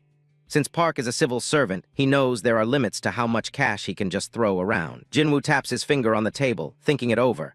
He finally tells Park that he has a specific condition in mind. He proposes a trial period of exactly 1 month.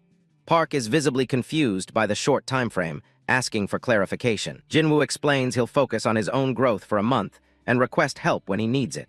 He wants to see if the association is actually useful to him first. If he's satisfied, they'll keep going. If not, he'll walk away.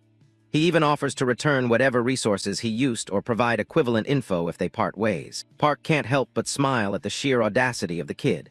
He realizes Jinwoo is essentially asking for a high-level secretary for a month. The congressman taps the table, accepting the terms with a smirk. He knows it's an audacious request, but he has no other choice. He thinks to himself that even if it's just for a month, there's a lot he can gain by staying close to Jinwoo. The potential payoff is just too big to pass up. They both reach out and shake on it, finalizing their 1-month agreement. The god of the old game has officially begun his climb in the new world. A fresh cup of coffee sits on the table, steam curling into the air. The meeting is just getting started. Baek Jinwoo leans forward, his expression dead serious. He tells the man across from him that there's something he needs to get straight first. He asks Park Chang-seok, congressman, to keep his record-breaking dungeon run a complete secret. He isn't looking for fame, he's worried about his own safety. Park Chang-seok, congressman, looks blindsided, a bead of sweat rolling down his face. He starts to argue that the association's headquarters would surely protect someone with his talent. Jinwoo doesn't buy it. He points out that if the headquarters can't even handle a petty street gang, there's no way they can protect him. The congressman clenches his fist on the table, conceding the point.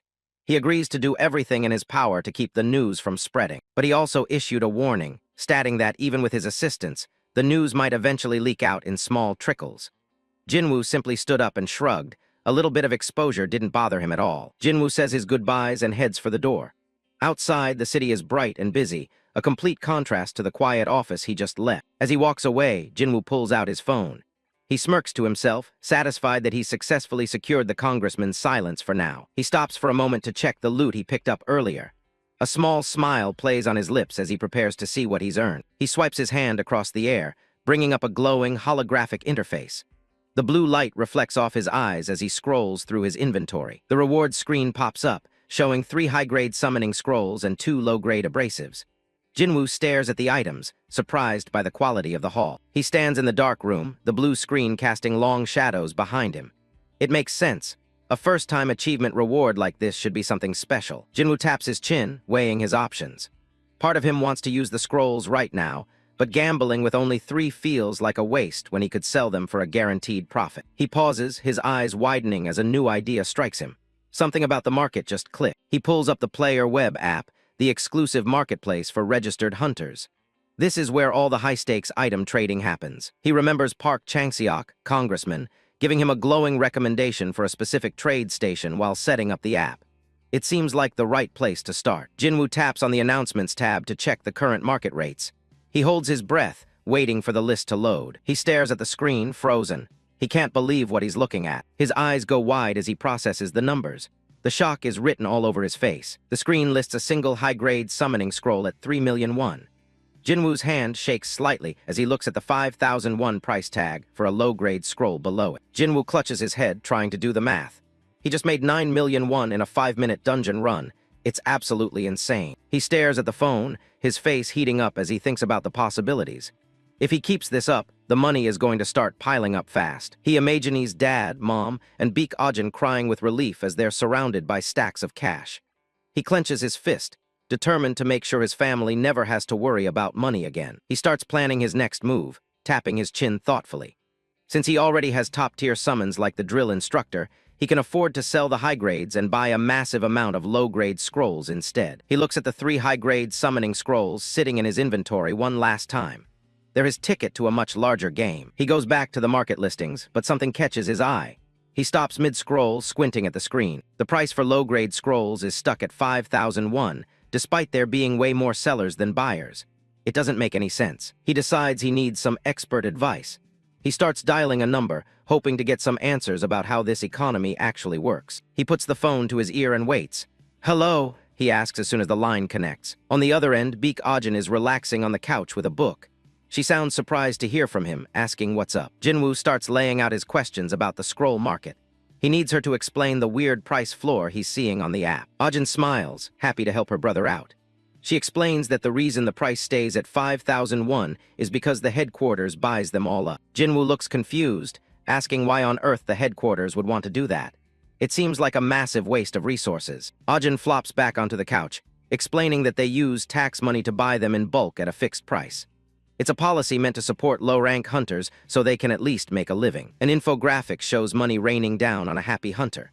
She notes that because the headquarters is a guaranteed buyer, nobody ever bothers to lower their price below 5,000. Jinwoo listens, still trying to wrap his head around the logic. "What? Why though?" he asks, needing more details. Ajin says it's a holdover from the early days of the system. Even though the headquarters doesn't need them and they're just piling up in storage, the policy stays in place. Jinwoo nods, finally getting the picture. He thanks her for the info and hangs up the phone, a new plan already forming. He looks at his phone's blank screen, his reflection staring back. If low-grade scrolls are that common and the headquarters is desperate to get rid of them, he's found his opening. The scene shifts to a luxuriously appointed office. The atmosphere is quiet and professional, waiting for the next move. Park Chang-seok, congressman, lets out a booming laugh, his face lighting up with a wide grin. He enthusiastically welcomes Jinwoo back into the room. Park Chang-seok, congressman, lets out a big laugh, leaning back as he teases Jinwoo for coming back to see him so soon. Jinwoo just sits there with a flat look on his face, waiting for the old man to finish. The congressman clasps his hands on the desk, his expression turning a bit more professional. He asks Jinwoo if he happens to need something specific. Jinwoo gets straight to the point. He wants to get his hands on some low-grade summoning scrolls. Park Chang-seok, congressman, looks genuinely surprised, wondering why he isn't asking for intermediate or high-grade ones instead. When asked how many he needs, Jinwoo doesn't hesitate. He tells the congressman he wants as many as he can possibly get his hands on. Park Chang-seok, congressman, rests his chin on his hand, a bead of sweat forming on his brow. He thinks to himself that since 50,000 of them come in every single day, giving them away isn't exactly a problem. He warns Jinwoo that he can provide them, but only if they aren't meant for resale on the market. Jinwoo quickly shuts that down, explaining that since the market is already flooded with them, he just plans on using them himself. The congressman narrows his eyes, watching Jinwoo closely. He's starting to realize that the young man definitely has a specific plan in mind for all those scrolls. Jinwoo sits there with a composed, neutral look while the congressman analyzes him. Park Chang-seok thinks to himself that Jinwoo really is a different kind of gamer compared to everyone else. The congressman agrees to the request, but raises a finger to signal a condition. Jinwoo's interest is piqued as a small chibi version of him pops up with a question mark. Park Chang-seok, congressman, leans in, asking for just a single piece of useful information in exchange for the scrolls. He's looking for a fair trade that benefits both of them. He explains the stakes. Since he's an elected official, just giving away items bought with tax money would destroy the public's trust in him. He needs something to show for it to cover his tracks. Jinwoo's face is reflected in the dark surface of his coffee as the congressman continues his pitch. He needs some kind of insurance to protect his own position while helping Jinwoo out. Jinwoo lets out a small smirk, thinking that this arrangement actually works in his favor. If he provides decent information, he knows the congressman will treat him accordingly in the future. He settles back into his chair and gives a simple nod of agreement. He's ready to play the game on the congressman's terms. Jinwoo raises a finger as he starts his explanation. He tells the congressman about a technique he calls shaving seconds off achievements. A small chibi congressman looks completely lost, a bead of sweat on his head. The concept of speedrunning achievements is clearly new to him. An infographic pops up showing a chibi congressman celebrating a dungeon clear at 6 minutes and 20 seconds. It lists the reward as 3 high-grade summoning scrolls for taking the top spot domestically. The graphic changes to show Chibi Jinwoo standing on a first-place pedestal with a faster time of 5 minutes and 32 seconds. He explains that if another player breaks that record later, they can also earn those same rewards. He illustrates the idea as a relay race, where players take turns breaking the record by only a single second each time.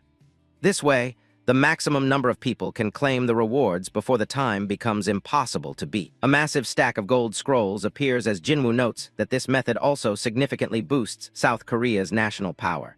It's a win-win strategy for the whole country. Park Chang-seok, congressman, rubs his chin thoughtfully, admitting that they've actually tried a similar method themselves. However, he points out that the current top rankers have only managed to receive the reward once each. Jinwoo points out that since there are still so many players who haven't even received the reward once, his plan won't cause any real issues.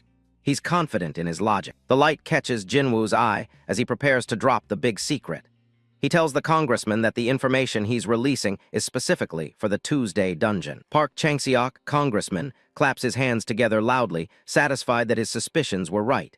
He's clearly excited to hear what Jinwoo has found. The congressman leans in with sparkling eyes, looking like a kid in a candy store. Jinwoo thinks to himself that the man wouldn't believe it even if he told him the truth about just memorizing the mazes. Jinwoo guarantees that with this method, anyone will be able to clear the dungeon in the 3-minute range.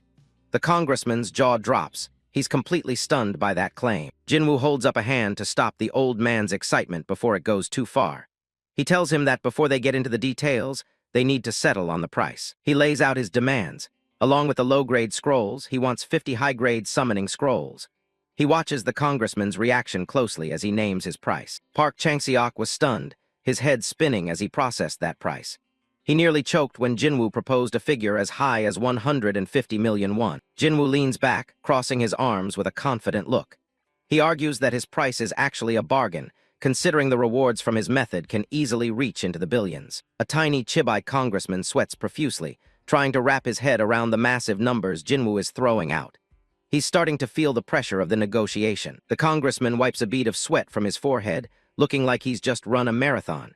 He lets out a long breath and finally gives his consent. He points a finger at Jinwoo, his expression firm but intrigued. He promises to transfer the 150 million immediately, but only if the information turns out to be legit. Jinwoo gives him a confident smirk, telling the congressman he won't regret it. He also makes sure to remind him about the 10,000 low-grade scrolls he expects every single day. The sun begins to set over the city, painting the sky in deep shades of orange and purple. A voice calls out to the congressman, letting him know that everyone has arrived. A group of men in crisp white shirts and black ties are gathered in an open field, surrounded by wooden barrels and gear. They're all wondering why they've been called for a sudden meeting at this hour. Park Chang-seok, congressman, laughs as he addresses the group, standing tall in the fading light. He tells them he's called them in because he has something very important he wants to test out. One of the men smirks, noting that the congressman wouldn't gather them all for just any ordinary experiment. They're all curious to see what he's got up his sleeve. The congressman asks if they've heard about the Tuesday dungeon record being shattered recently. One of the men nods, remembering the name Baek Jinwoo being all over the news. A chibi version of the congressman excitedly tells the group that he's managed to get his hands on a top-tier strategy from overseas. He mentions that he even tested it with Jinwoo himself, and the results were incredible. The men look at each other, stunned by the news. They ask if it's really true, finally understanding why he told them not to spread the word around. Park Chang-seok, congressman, gives a simple, confident nod. He's ready to show them exactly how it's done. Park Chang-seok, congressman, stands confidently in front of his people, the sunset glowing behind him. He declares that from now on they are going to totally crush the Tuesday dungeon. In a flash of blue light, a new summoned beast appears. It's a small, blue and yellow lizard with a long tail, identified as the key to clearing the dungeon. The congressman's subordinates look on in confusion. One of them asks if the little creature is just a spotted Komodo. On-screen text explains that the spotted Komodo is a monitor lizard-type summon, roughly the size of a human adult. It's typically categorized as a versatile unit capable of both tanking and dealing damage. A status window displays the B-spotted Komodo with a height of 170 cm. It reiterates its role as a balanced fighter in the dungeon. In a flashback, Jinwoo stares down at a tiny, unimpressive version of the lizard.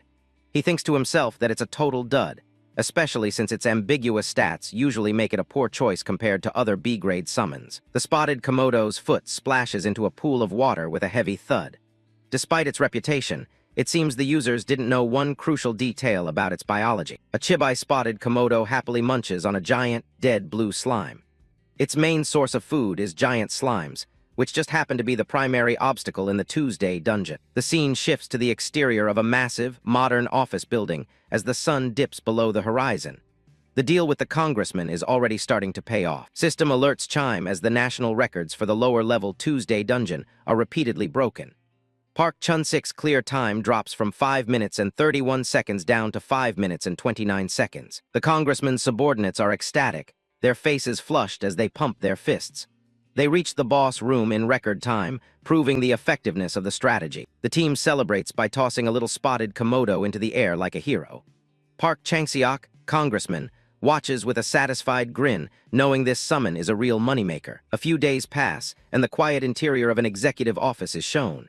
The blinds are drawn, casting long shadows across the room. A major news headline on a tablet screen reports that Tuesday dungeon records in Korea are being shattered one after another. It questions if Park Chang-seok is the mastermind behind the sudden surge. Another news piece highlights the congressman's claim that he obtained this valuable information cheaply from overseas. The public is buzzing with excitement over the possibility of new national records. Park Chang-seok sits at his desk, fingers interlaced as he contemplates the news. He realizes that Jinwoo's value goes far beyond just being a talented first-year gamer. The congressman's eyes narrow with determination. He decides right then and there to form a special team dedicated solely to supporting and managing Baek Jinwoo. He holds a stack of documents, the top one featuring a professional photo of Jinwoo. He begins to consider which members would be best suited for this new unit. Standing over his desk, the congressman spreads out several personnel files. He points at the documents, deciding that these 3 individuals will be the perfect fit for the task. Close-ups of the 3 selected resumes are shown, featuring 2 men and 1 woman. Each one has been carefully chosen to handle the unique needs of their star player. The focus shifts to an outdoor park area on a bright, sunny day. The sky is clear, and the atmosphere is peaceful. Jinwoo stares at his smartphone screen, his hand shaking slightly. His bank account balance has skyrocketed to over 167 million won. He's completely floored by how easy it is to make money in this world. Beside him, Lamba Wind Fairy is just as shocked, wondering out loud how much cream bread that kind of cash can buy. Jinwoo sits at a table with a laptop, a blue glow reflecting off his face. Despite his recent windfall, he hasn't forgotten his main goal. He opens his system inventory, which shows a staggering count of 10,000 low-grade summoning scrolls. These were delivered by a headquarters employee earlier that morning as part of the deal. A confident smirk spreads across Jinwoo's face. The congressman kept his end of the bargain, and now it's time for Jinwoo to get to work. He reaches for a bottle of water, twisting the cap off with a crisp click. He needs to stay focused for what comes next. Jinwoo looks over at Lamba, Wind Fairy, who is fluttering nearby with a determined expression. He asks her if she's ready to begin. He pours a steady stream of water onto the dry ground. It's a ritual he's performed countless times before, a habit from his earlier days of summoning. Lamba claps her hands together and starts praying fervently to every deity she can think of. She begs for Jinwoo to finally pull a powerful summoned beast from the massive pile of scrolls. Jinwoo holds up a single scroll, which glows with an intense blue light. He's ready to dive into the long process of mass summoning. With a sharp rip, he tears the red scroll open. He knows this is only the beginning of a grueling, endless grind. Sometime later, Jinwoo lies flat on his back, surrounded by a mountain of low-level F-grade summons. Bunnies, bats, and slimes crawl all over him as he gasps for air. Sweat pours down Jinwoo's face as he stares up at the sky, his mouth hanging open in exhaustion. He's gone through 3,600 scrolls in a single hour and found nothing but garbage. Lamba, Wind Fairy, hovers above him, poking his cheek with a tiny, scolding finger. She doesn't seem to have much sympathy for his plight. She scolds him, asking if he really thought an X-grade summon would just pop out so easily. She reminds him that his luck was already spent when he summoned her on his very first try. Lamba continued to snap at him, shouting that her appearing on the first try was nothing but pure luck. He stood up, brushing off the dust as the summons vanished in flashes of light. He pauses, looking confused as Lamba mentions the summoning system. He admits he has no idea what she's talking about. Lamba sighs, looking at him like he's a hopeless amateur.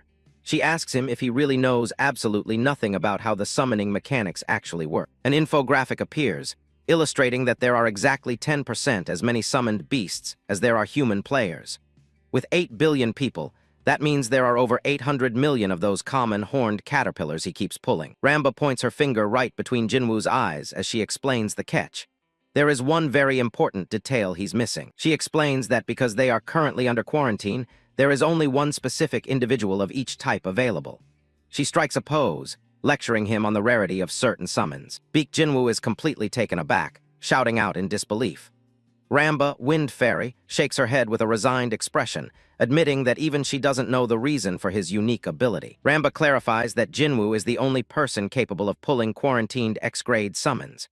Jinwoo's face goes pale as he processes the staggering numbers involved, tens of thousands of beast types, each with hundreds of millions of individuals in the pool. A close-up of Jinwoo's eye reveals the sheer mathematical impossibility of his task, with a 0.0001% probability reflected in his pupil. He realizes he has to somehow draw the one and only X-grade from an ocean of nearly 1 billion common summons. Overwhelmed by the odds, Jinwoo collapses onto the ground in the middle of the park, looking utterly defeated. Lamba, Wind Fairy, hovers beside him, trying to put things into perspective by nodding that winning the lottery multiple times in a row would probably be easier. In a chibi-styled moment of comfort, Lamba hugs Jinwoo's shoulder and tells him not to lose heart just yet. She explains a key mechanic of the system. Once a summoned beast is pulled, it stays out of the pool until it is sold or discarded. A diagram illustrates her point, showing a massive pile of horned caterpillars with the final one, the 800 millionth, appearing at the top. She explains that if every single one of a specific type is summoned, they will never appear in future pulls again. Despite the explanation, Jinwoo remains slumped over, his head hanging low as he mutters that the task is still impossibly difficult. Lamba, Wind Fairy, floats silently near his ear, letting him process the scale of the grind ahead. A sharp close-up of Jinwoo's eye shows a spark of calculation returning to his gaze. He contemplates whether he should switch tactics and start using mid-grade scrolls instead of the low-grade ones. Looking out at the quiet park around him, Jinwoo quickly dismisses the idea, concluding that mid-grade scrolls are far too inefficient. They are too expensive, and their scarcity in the market makes mass summoning with them impossible. Jinwoo stands tall, his hands clenched at his sides as he makes a final decision. He acknowledges that while the probability is astronomically low, he cannot afford to stop now. With a determined shout, Jinwoo grips a glowing blue scroll and tears it open with both hands, releasing a burst of magical energy. Behind him, Lamba, Wind Fairy, cheers him on, her wings fluttering with excitement as the grind resumes. The sun shines brightly over the sprawling city skyline as Jinwoo's desperate plea for a high-grade summon echoes through the air. In the corner, a tiny Lamba pumps her fist, rooting for him to succeed against all odds. As the sun sets over the city, things are finally starting to move. Baek Jinwoo has spent the last 2 weeks in a brutal, soul-crushing grind. ripping through a staggering 140,000 low-grade summoning scrolls. The sheer repetition has turned him into a total zombie. He's currently crashed out in a cheap rental room, but Ramba isn't about to let him sleep in, floating over his head and demanding some cream bread. Jinwoo drags himself upright, knowing he's got to keep moving if he doesn't want to be a burden on his parents forever. Ramba doesn't care about the budget, though. She just wants her snack right this second. To make his next move, he heads over to the Synthesis Center, which used to be a fancy hotel back before the world went crazy. The place is packed with players all looking to boost their own summons. It still has that luxury vibe, but the famous buffet has long been replaced by high-tech synthesis pods. He grabs a number from the kiosk and settles in with the rest of the waiting crowd. Number 125. Looks like it's going to be a bit of a wait. Ramba is practically vibrating with nerves, lecturing him about not messing up the process. Finally, their number flashes on the electronic screen, and it's their turn to head in. They step into a futuristic room, dominated by a massive, glowing blue magic circle. Jinwoo tells Ramba it's showtime, as she flies out toward the center of the platform. He pulls up the interface to start dumping the mountain of resources he's gathered. He registers Ramba as the base unit, ready to feed her the thousands of trash summons he's collected from those scrolls. He hits the yes button, confirming the sacrifice of a literal army of F-rank monsters. A whirlwind of magical energy erupts as the spirits of countless lizards and bats are absorbed into the fairy. The volume of sacrifices is so massive that even Jinwoo is blinded by the spectacle. After a final flash of light, the system confirms that the synthesis is complete. Ramba emerges looking more refined and glowing with power, having jumped all the way to level 21. Jinwoo claps for her, though he's internally crying over the fact that 140,000 scrolls only got her this far. The little fairy is thrilled with the boost, flexing her tiny muscles and asking if she looks strong now. A few days later, the scene shifts to a massive corporate skyscraper downtown. Inside, an assistant is busy typing away, tracking their newest person of interest. He's reporting the latest developments to his boss, who's been keeping a very close eye on Jinwoo's progress. Congressman Park Chang-seok is leaning back at his desk, looking pretty satisfied with how his talent management project is going. He asks his secretary for a quick update on what the kid has been up to lately. The secretary informs him that Jinwoo hasn't slowed down at all. He's still just ripping through more summoning scrolls. Park is actually taken aback, wondering why he's still obsessed with the low-grade stuff. It turns out Jinwoo even asked if he could buy them at a discount, so he could get even more. The congressman realizes the kid is doubling down on a reinvestment strategy that no one else would have the patience for. He looks over the data, seeing a golden opportunity where others just see trash. His secretary is completely shocked when Park orders him to hand over the scrolls at half price. The politician just smirks, his wheels already turning on a much bigger play. He's already daydreaming about Jinwoo becoming a national hero, with himself standing right there as the man who discovered him. In his head, he's already being cheered by a crowd for his incredible foresight. He slams his hand on the desk and tells his assistant to just stop worrying and follow orders. This is about more than just scrolls. It's about securing his political future. He makes it very clear that this special treatment stays strictly between them and their core team. Meanwhile, a quiet Park sets the stage for the next phase of his plan. Back to the grind, Jinwoo is sitting in a literal wasteland of shredded paper as he hits scroll number 1558. Ramba is absolutely losing it, begging to know how much longer they have to endure this tedious process. But Jinwoo just tells her they're doing this until they're both dead. Their bleak marathon is suddenly interrupted by the sound of firm footsteps approaching on the pavement. Jinwoo looks up from the mess, startled by a voice calling out a greeting to him. A woman in a sharp business suit introduces herself as Yu Jia from headquarters, flashing a friendly, professional smile. Still a bit flustered by the visit, Jinwoo listens as she explains she's here regarding the matter of purchasing summoning scrolls he'd mentioned to the congressman. He's caught off guard by the sudden personal follow-up, wondering if his request was actually taken seriously. Jia explains that the team reviewed his recent contributions and decided to take a meeting to discuss his request. She drops a bombshell. They're willing to give him the scrolls at half price as a special exception, sending Jinwoo into a chibai state of pure worship for the congressman. But she's not finished with the good news just yet, signaling there's even more support on the way. Because of his potential, the team is also granting him an additional 100 million won for talent management, leaving Jinwoo completely stunned. She reminds him to keep the deal hush-hush, and the two of them agree with some very enthusiastic, secret-agent energy. Before she heads off, she locks eyes with him, stressing that this special treatment is all about building a solid relationship between them. With her job done, she gives a polite nod and starts to head back, leaving Jinwoo to process his luck. Jinwoo and Ramba watch her go, still a bit dazed by the sudden influx of cash and resources. Feeling the pressure to prove he's worth the investment, Jinwoo grabs another scroll with newfound determination, aiming to pull an X rank to repay the favor. The hours bleed into each other as the sun sets and night falls over the park, but the tearing sound never stops. Lamba eventually collapses into the pile of red scraps, crying out his name in pure exhaustion as he continues the relentless ritual. Jinwoo is starting to feel the physical toll too, but he refuses to stop until they land the specific units he's aiming for: the drill instructor and the explosion dragon. All he gets is a white snake F rank, and Lamba is practically screaming at the sound of more paper ripping. He's well past 1,000 pulls at this point, but now he's doing it out of pure spite, refusing to be beaten by the system's low drop rates. He whispers a quick prayer and rips into the next scroll with everything he has left. Suddenly, a massive crackle of golden lightning erupts from his hands, blowing back the surrounding debris. Both Jinwoo and Lamba are blinded by the flash, recognizing the unique effect of a legendary pull. The system notification confirms he's used a low-grade scroll, but the result is anything but common. Emerging from the flames of the summon is the X-rank Pakryong sorcerer, also known as the Explosion Dragon Mage, looking every bit the legendary hero. The two of them can't help but wail in relief and joy after finally breaking the streak of trash summons. Lamba is practically vibrating with excitement,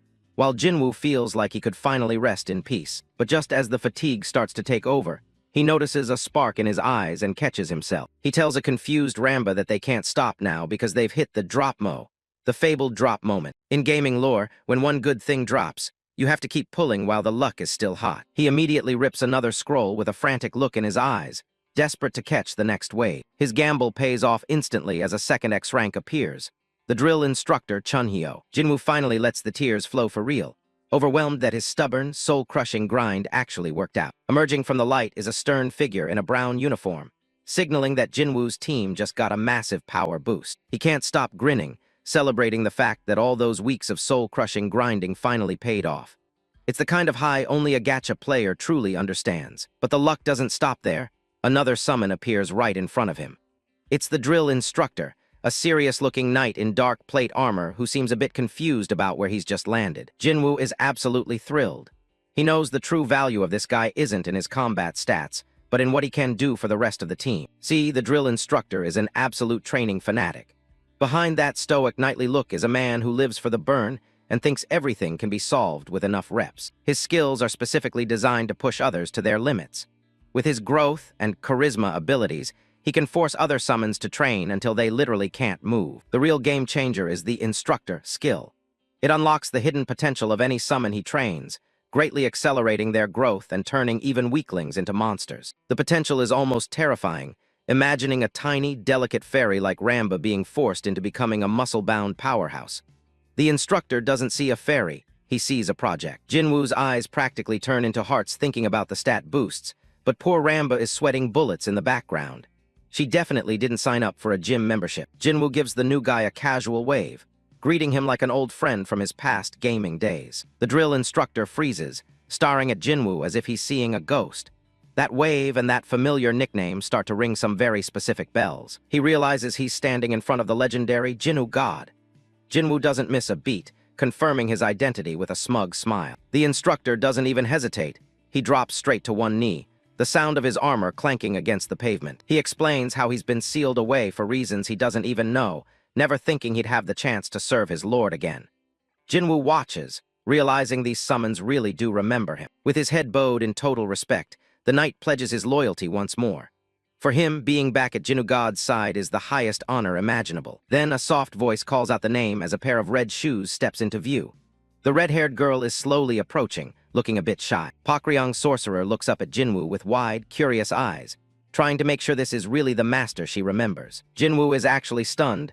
This is the first time he's ever heard her speak. Back in the game, she was just a silent unit with a cool design. Most people thought Pakryong sorcerer was just a failed, unpopular D-rank mage. But they were dead wrong. She's an X-rank powerhouse with hidden depths. Deep inside her heart sleeps an ancient explosive dragon.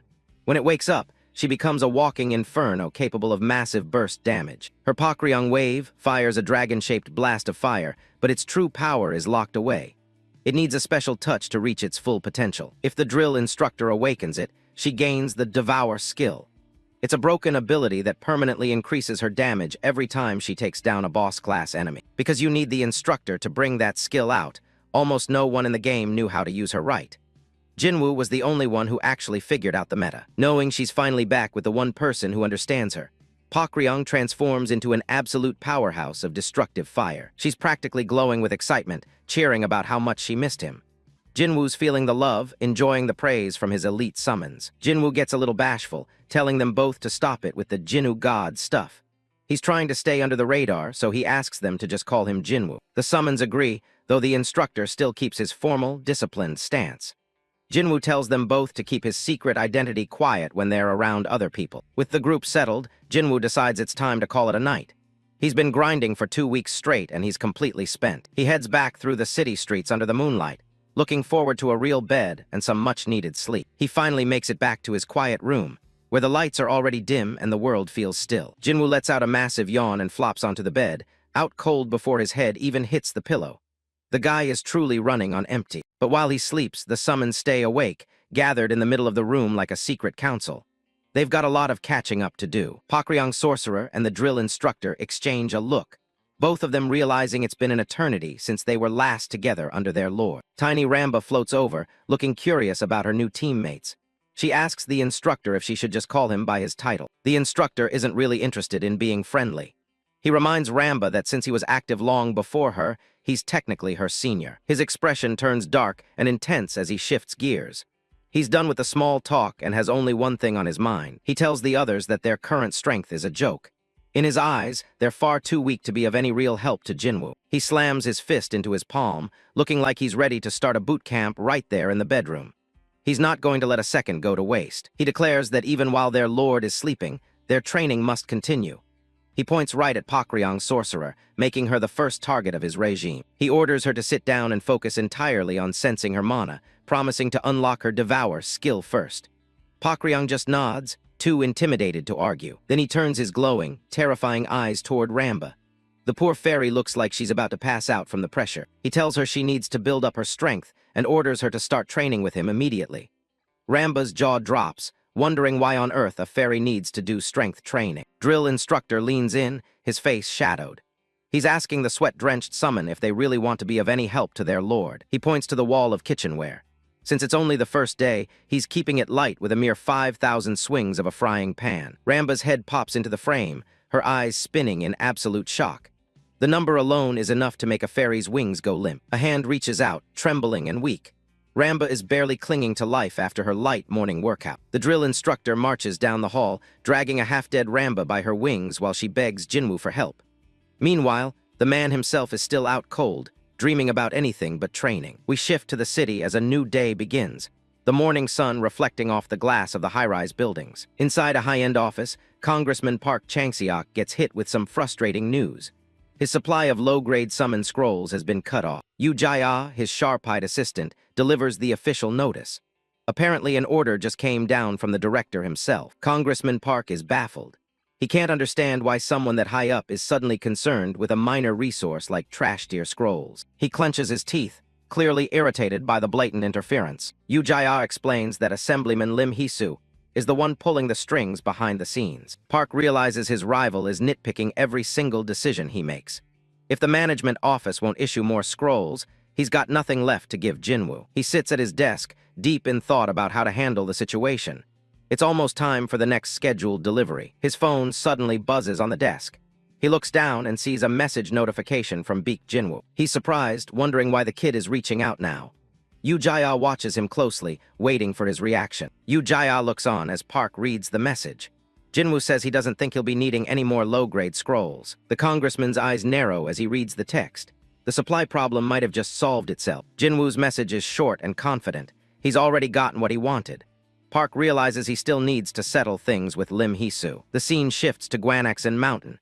It's a beautiful day, far away from the stuffy political offices. A foot steps firmly onto a rock, signaling the start of a new mission. Baek Jinwoo stands at the base of the mountain in his tracksuit, looking ready for action. He's finally arrived at his first normal dungeon. In the world of Biosio, there are 4 main types of dungeons. First are the daily dungeons, where players gather materials based on the day of the week. Then there's the Tower of Trials. It's a massive gauntlet that pushes players to their absolute limits, far more dangerous than any standard dungeon. Third is the Chaos Demon Dragon. It's a high-stakes raid against a massive beast where the rewards are incredible, but the chance of death is just as high. This type of raid-type dungeon usually requires a full party. Jinwoo notes that some of this info hasn't been updated in this world yet, so he'll explain more later. Everything else falls under the category of normal dungeons. A blue portal swirls with energy in front of him. Back in the game, these were just called stage dungeons, but in reality, they appear randomly. This is exactly where Jinwoo is heading now. His phone shows a list of players looking for parties, but Jinwoo isn't interested in joining a group. He puts his phone away with a confident look. With his X-rank summons, he has no reason to go looking for help. He walks toward the blue portal, which is blocked off by yellow, no entry, tape, and guarded by a security officer in a suit. Jinwoo knows he needs to be quick. If a dungeon stays open too long, a dungeon break occurs, and monsters start spilling out into the city. The security officer stops him, explaining that he needs to check his license before anyone can enter. Jinwoo reaches into his pocket and hands over his official hunter license. The officer checks the card and confirms that everything is verified. He steps aside and tells Jinwoo to stay safe. Jinwoo walks right up to the edge of the swirling blue portal. Everything goes white as he steps through, the transition between worlds taking place in an instant. On the other side, Jinwoo is greeted by crackling blue energy. He looks around, taking in the new, dangerous environment. A spear suddenly flashes through the air, clashing against a shield in a shower of sparks. Jinwoo finds himself in the middle of a war zone. Armored knights are locked in a brutal struggle with massive, green-skinned monsters. It's a subjugation dungeon, where a whole army of monsters is sieging a castle. The scale of the battle is unlike anything he's faced so far. The defense lines on the castle walls are barely holding as a massive swarm of orcs begins their climb. Commanders shout desperate orders to rain arrows and boiling water down on the invaders. The sounds of battle are deafening, filled with the roar of monsters and the screams of soldiers fighting for their lives. As an arrow finds its mark in an orc's skull, Baek Jinwoo watches with a detached focus. Back when he played BOS, this was just a series of pixels on a screen, bloodless and distant. But here, the weight of a blade and the spray of blood are far too real to ignore. It's no longer just a game for him. A knight collapses with a jagged hole in his chest, his comrades screaming for a healer that isn't coming fast enough. The carnage is visceral and immediate. Watching from the battlements, Jinwoo finally accepts the gravity of the situation. This isn't a dungeon raid he can just respawn from, it's an actual war. He takes a deep breath to steady his nerves, pushing aside the shock.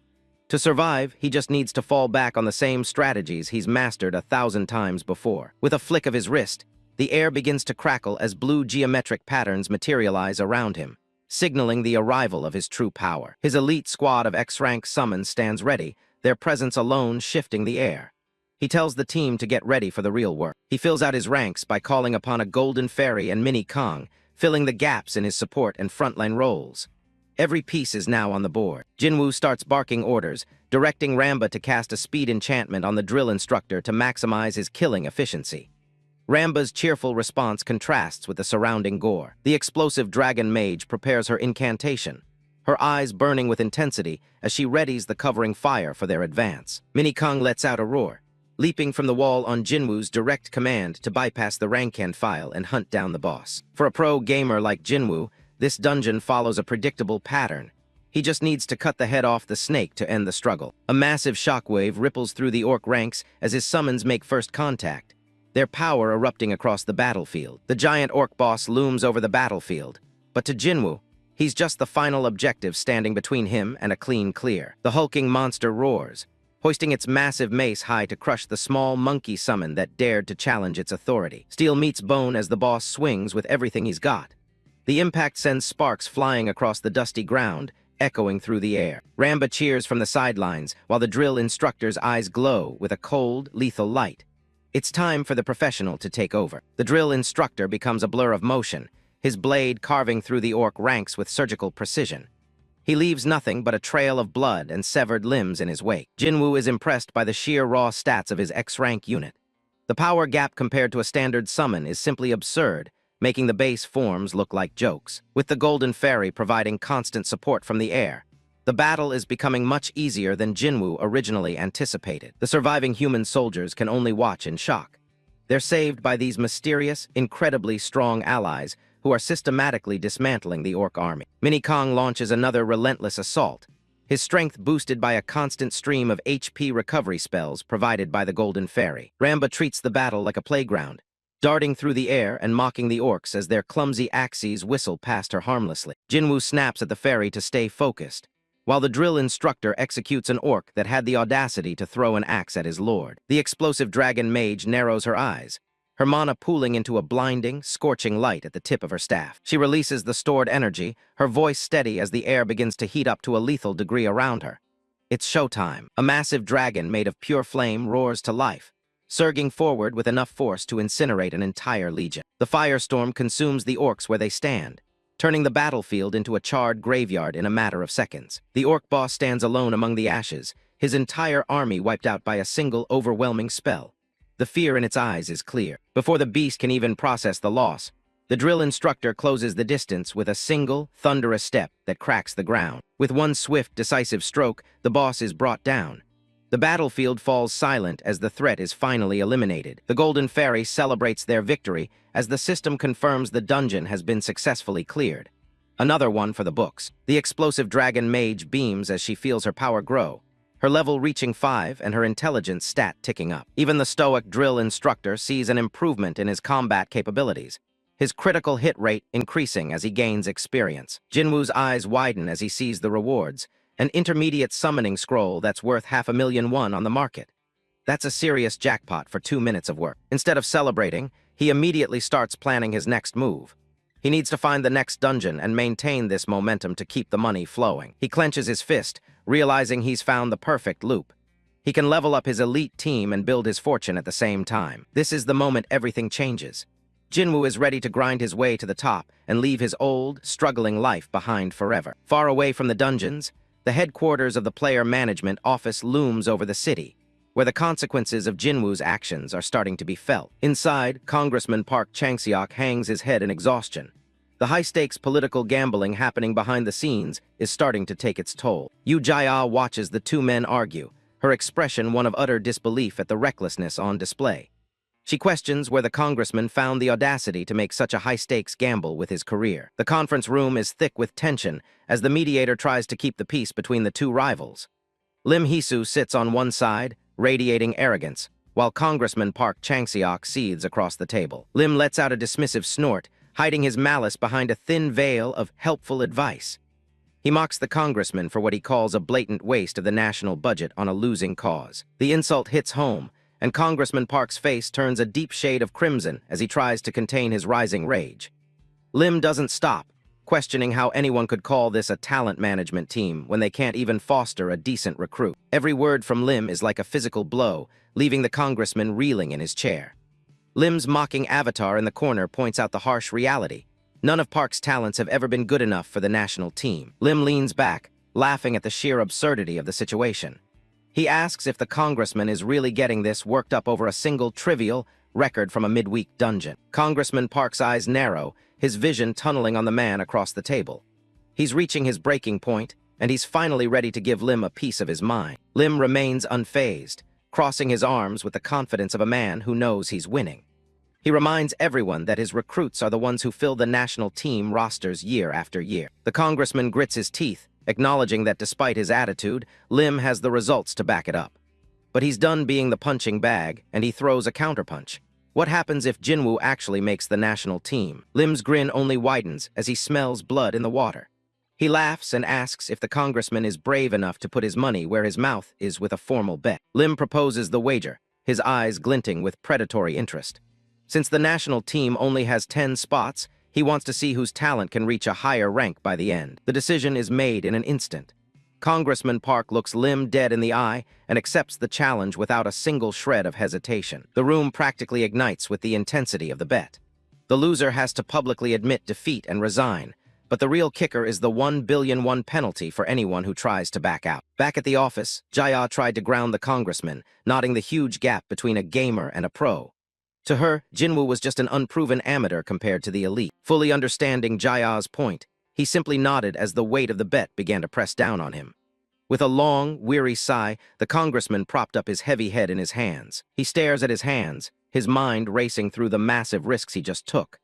The silence in the office is heavy, but his inner resolve hasn't wavered yet. He looks up, a new light in his eyes as he reaffirms his faith in Jinwoo.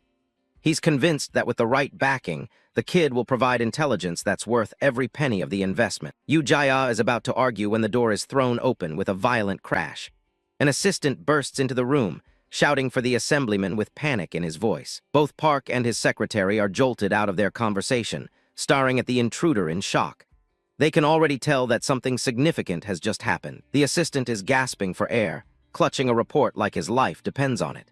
He explains that he finally got the data on the mysterious player who's been tearing through D-rank dungeons lately. The room goes dead silent as the identity of the player is finally revealed. Congressman Park's jaw drops. It was Jinwoo all along. Yu Jae's composure completely shatters, her eyes bulging at the figures on the page.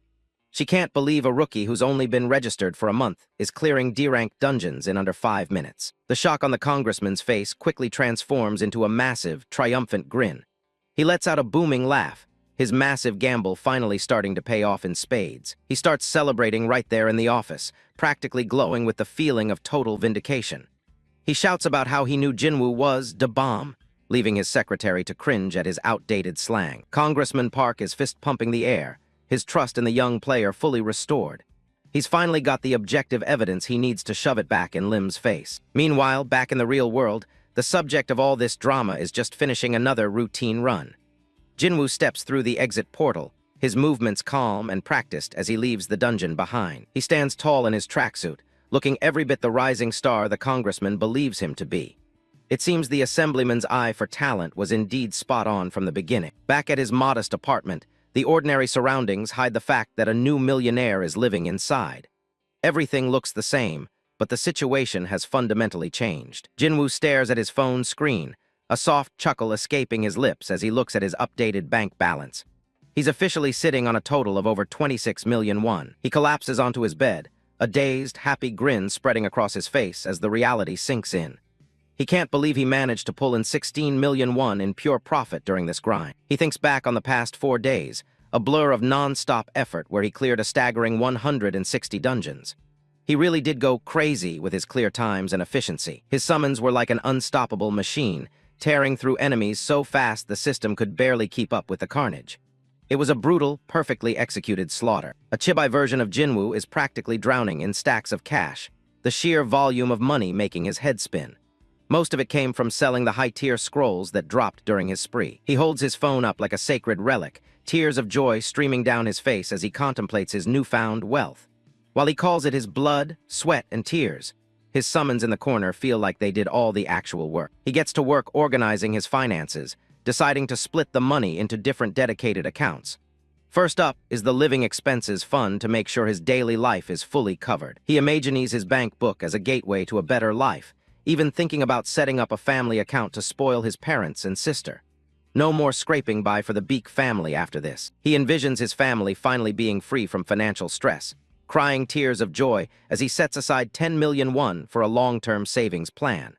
The rest is for him to enjoy for now. He can already see the future headlines in his mind, the unemployed nobody who became a high-earning player overnight. Making money has never felt this easy or this satisfying. But even with all the cash, he hasn't lost sight of what really matters in this world. His eyes sharpen as he considers the final, most important part of his plan. He opens one last account on his phone, the player account, where he's keeping 6 million won specifically for his career advancement. Investment is key. This money is strictly for business, buying the best cards and runes to make his summons even more powerful. He knows he needs to reinvest his profits to keep growing at this rate. Jinwoo looks at his phone with a confident, satisfied smile. Money is a great motivator, but his true value lies in his strength as a player, and he's only just getting started on his journey. Jinwoo reviews the status of his core summons. Lamba, the Blast Dragon, and his Armored Warrior have all successfully reached level 30. He realizes it's finally time to equip them with high-tier runes and begin the enhancement process. Back in the safety of his room, Jinwoo checks his phone, his mind already calculating his next moves. He knows that to truly dominate the daily dungeons, he needs a more specialized roster of summons to increase his efficiency. He navigates to the player web marketplace, hopping to find the specific summoning scrolls he needs for his expansion. The local market is the easiest way to get results if the price is right. His eyes widen as he scrolls through the current listings, the sudden sweat on his brow reflecting his absolute disbelief at the current market prices. Even for a high earner like him, the numbers are daunting. The screen displays astronomical prices for even basic C-grade summons like the Thunder Bat, which is listed for a staggering 20 million won. It's an expensive hobby for anyone without serious backing. Jinwoo slumps back on his bed, the harsh reality of the market hitting him like a ton of bricks. With B-grade summons averaging 200 million and higher tiers being completely absent, his current funds feel woefully inadequate. He lets out a heavy sigh, acknowledging that the low drop rates for high-grade scrolls make these exorbitant prices a necessary evil in the player economy. Without a bit of luck, progress is going to be slow. Despite the initial sticker shock, a confident smirk slowly plays across his lips as he hatches a new plan to bypass the system. He's not one to let a little thing like money stop him. His fingers fly across the screen as he begins typing out a message to the one man who can help him bridge the massive financial gap he's facing. It's time to cash in on some favors. Jinwoo makes the call, leaning back with a satisfied grin as he leans into the secret connection he's been carefully cultivating.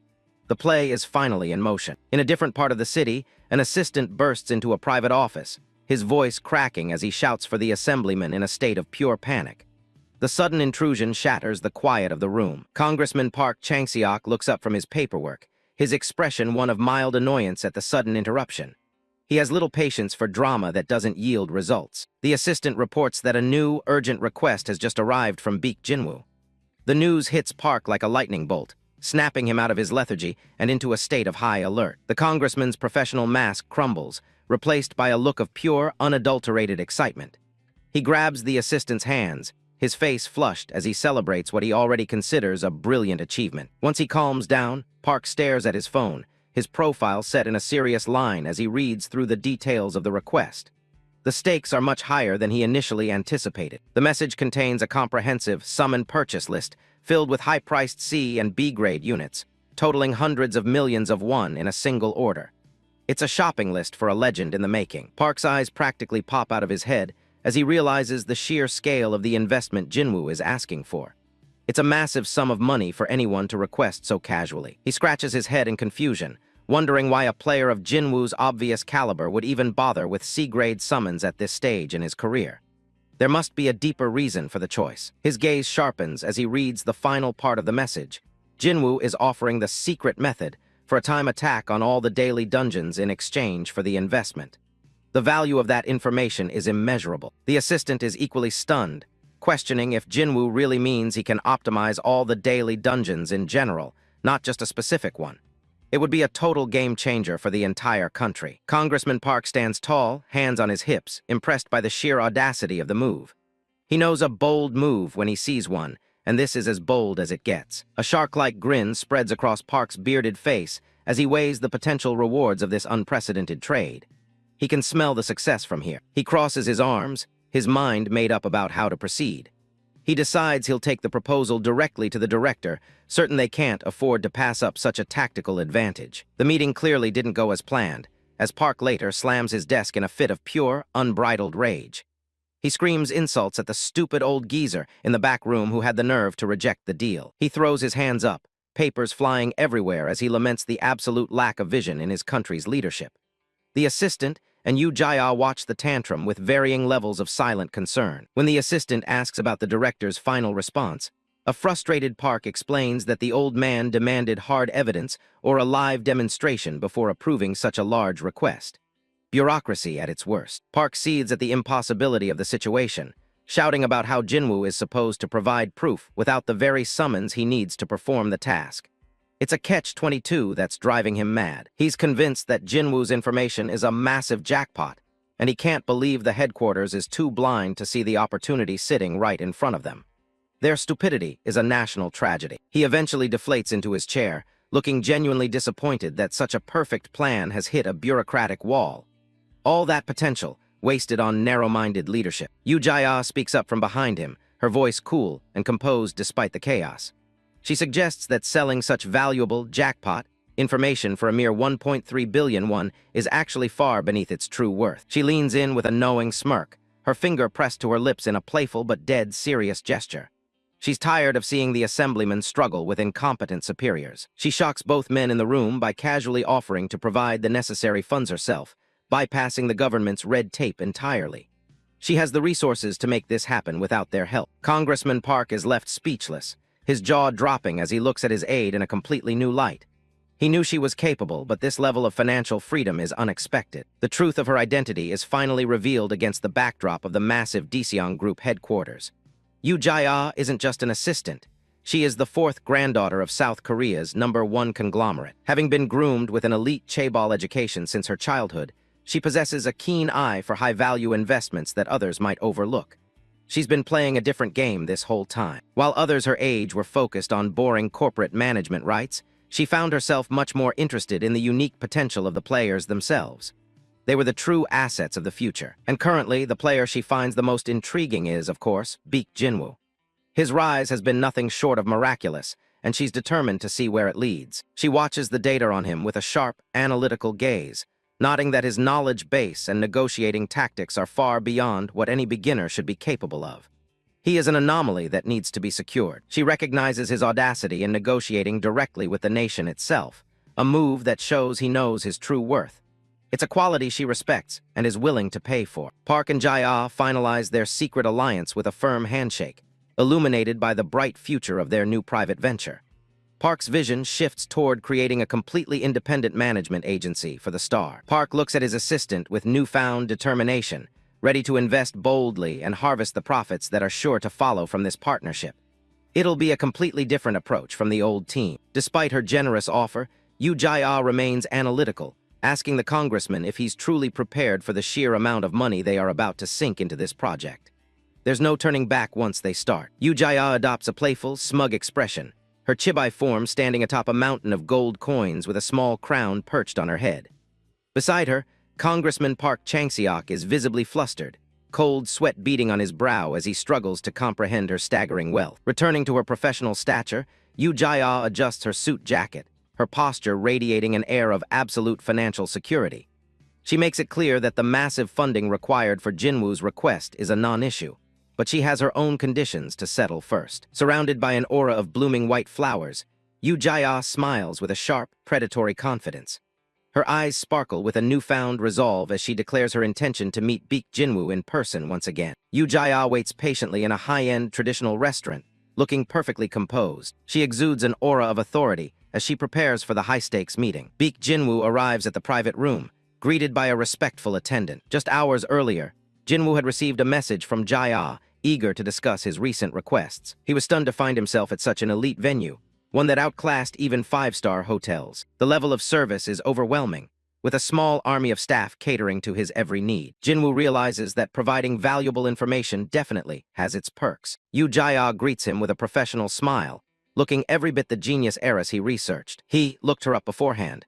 Early Stanford MBA graduate and granddaughter of the massive Daeseong Group. Her reputation is stellar, known as a once-in-a-century talent who joined the player headquarters with top marks. Jinwoo hadn't expected someone with her background to be working directly at headquarters. They settle in, and Jae-ah asks if he's come alone today. The heiress clarifies that she's the one handling the business with him personally, not the organization itself. As the elaborate meal is served, she drops a bit of unfortunate news. Headquarters won't be providing any further direct support, citing significant internal pushback. Apparently, despite the assemblyman's best efforts, too many people within the bureau oppose the deal. Jinwoo plays it cool, stating he'll just take the top spots on his own and keep his secrets to himself. That's when Jae-ah leans in, revealing she has a completely different proposal in mind. She sets her glass down and makes her move. Her plan is to establish a solo management agency dedicated entirely to managing Jinwoo's career. The idea of having his own private agency is a massive step up from being just another player. Jinwoo weighs the options. A private corporation can move much faster and more aggressively than a government bureau. Above all, he needs someone who will pay top dollar for his knowledge and has the resources to back him up. Jae-ah promises the full backing of the Daeseong Group to give him whatever he needs. To him, it's the perfect arrangement since talent and money are a natural fit. She's already looking ahead, planning to visit the vacant lot for their new headquarters as early as tomorrow. Jinwoo is stunned by her speed. They haven't even signed a contract yet and she's already moving. Jae-ah smiles, admitting that preparations were already underway regardless of his final decision. She tells him to simply accept it as a gift, radiating confidence. Sometime later, the scene shifts to a quiet park where Jinwoo is training. Nearby, his sister Baek Ajin is wandering through the woods, grumbling about her brother. She's annoyed that he's been out of contact and apparently got himself a separate place without telling her. Her frustration vanishes when she spots an incredibly beautiful woman nearby. Something about that face is familiar, like someone she's seen on social media. Ajin checks Instagram, and her eyes widen as she finds the woman's profile. It really is Yoo Jae-ah, the famous heiress, standing right there in the park. Deep in the trees, The sound of intense physical training and heavy breathing breaks the silence. A drill instructor's voice bellows for more effort, demanding his trainees push past their limits. Chunhyo is putting the summons through hell, with Ramba and Blast Dragon barely hanging on as he pushes them through another lap. Suddenly, the instructor's combat instincts flare as he detects someone nearby. Chunhyo immediately orders the summons to shut up and hide,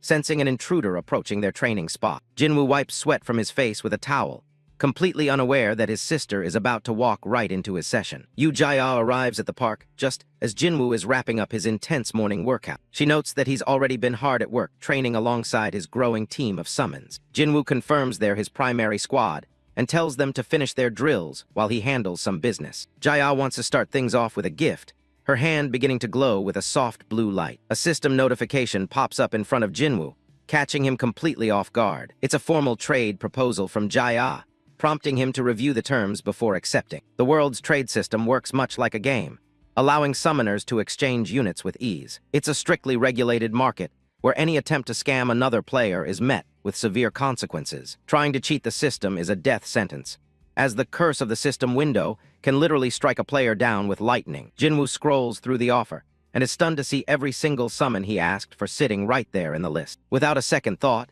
he reaches out to confirm the massive transfer of rare units. The trade completes in a flash of blue energy, and Jinwoo clenches his fist as he feels his roster's collective power surge. He bows respectfully, truly floored by such a generous and valuable contribution to his strength. But the real business is just beginning, as Jia pulls out a stack of formal documents to finalize their partnership. She officially unveils the name of their new agency, Ubik, a name formed by combining both of their surnames. The share distribution is almost too good to be true, giving Jinwoo a massive 70% majority stake in the company. She explains that Assemblyman Park Changseok will stay embedded within headquarters to act as their inside informant. She's even managed to poach some of the Bureau's top staff to serve as their first official employees. Apparently, she convinced them to quit their jobs that very morning by simply offering to triple their previous salaries. Jinwoo is left staring at the papers in disbelief, sweating a bit as he realizes the scale of her commitment. He questions if taking such a huge cut is even fair,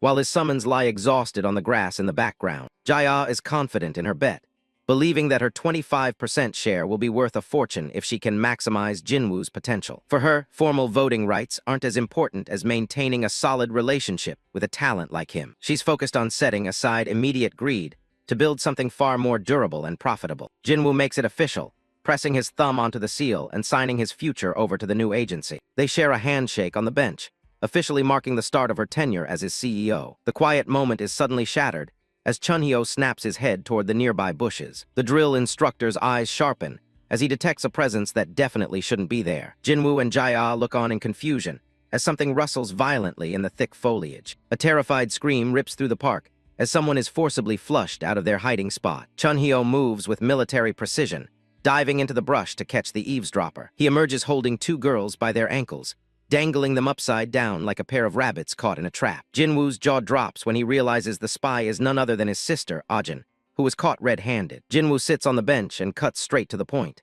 He asks her if she recognized Yu Jia and followed them just because she's a fan. Ajin stays quiet, kneeling on the grass like she's waiting for a lecture. A few leaves are even stuck in her hair from her spying mission. She tries to defend herself, claiming she didn't follow her. She just went after them out of curiosity. A tiny Chibai Jia floats nearby, nodding that she actually left first. Jinwoo points out that following someone out of curiosity is still just following them. It's a direct hit to her pride, shown by her health bar losing a heart. He doesn't stop there, dropping a truth bomb on her. He knows she started spying the moment she realized he was there. Ajin finally snaps and shouts that he's got her. She looks frustrated that her brother saw right through her. She immediately grabs him by the jacket and starts shaking him. She demands to know how a guy like him could possibly know someone like Yu Jia. She's inches from his face now, screaming for answers. To her, there's no logical reason they'd even be in the same room together. Jinwoo knows this is getting messy. He recalls a family clause in his contract, knowing they'd eventually meet, but he didn't expect it to happen this soon. Ajin imagines a dream scenario where the legendary Yu Jia shows up to greet their family like an angel. It's too much for her to handle, and she collapses on the ground. Jinwoo realizes he can't let that happen yet. He needs a cover story, and he needs it fast. Ajin isn't done yet, throwing a full-blown tantrum and charging at him again. She demands the truth right now. She finally settles down and sighs, looking a bit skeptical. She's ready to listen, but her guard is still up. Jinwoo takes a breath and starts his explanation. He tells her the truth is actually pretty simple. He claims he used to be a somewhat well-known gamer. He adds that he's actually the one who recently broke the record for a low-grade dungeon. He explains that he's been heading to headquarters because of his new fame, and that's where he met Jaya. Ajin looks him over, trying to see if he's actually telling the truth. She starts thinking back, wondering if he's actually serious. The wheels are turning in her head as she tries to connect the dots. Ajin remembers him playing some old mobile game all the time and asks if that was the one. Jinwoo looks panicked, realizing he can't let slip that he's actually the legendary Jinwoo God. He quickly denies it, waving his hands around. He claims he's been playing Battle of Summoners for about a year now instead. Ajin's eyes light up when she hears the name of the game. She can't believe he spent a whole year playing what she considers to be a total trash game. She starts poking fun at him, joking that his obsession with games finally paid off. Jinwoo just sits there, letting her have her moment. She laughs, completely buying into his lie. It's not that he doesn't trust her, but he has a good reason to keep the full truth hidden. He remembers being in a coma, looking at his own hand hooked up to an IV. There's always that slim chance of danger returning. His family took care of him for 3 years while he was unconscious. He's determined to never let them get dragged into danger again. To him, his secret identity comes second to their safety. He needs to get strong enough to protect them before he reveals who he really is. Ajin asks why he's only telling her now, and he just tells her he was going to tell her anyway. He tells her to keep it quiet, and he'll explain everything to their parents later. In the background, his summons are watching the sibling drama play out. Even the shadow elf looks stressed out by the intense conversation. Chunhyo, the drill instructor, looks on while the shadow elf cowers nearby. Jinwoo shifts the topic to his sister's summon. The shadow elf is shown hiding behind a fence, looking nervous. Ajin is confused, wondering why her summon is acting so strange. Jinwoo explains that if she wants to keep raising the shadow elf, she needs to get a shadow wolf to pair with it.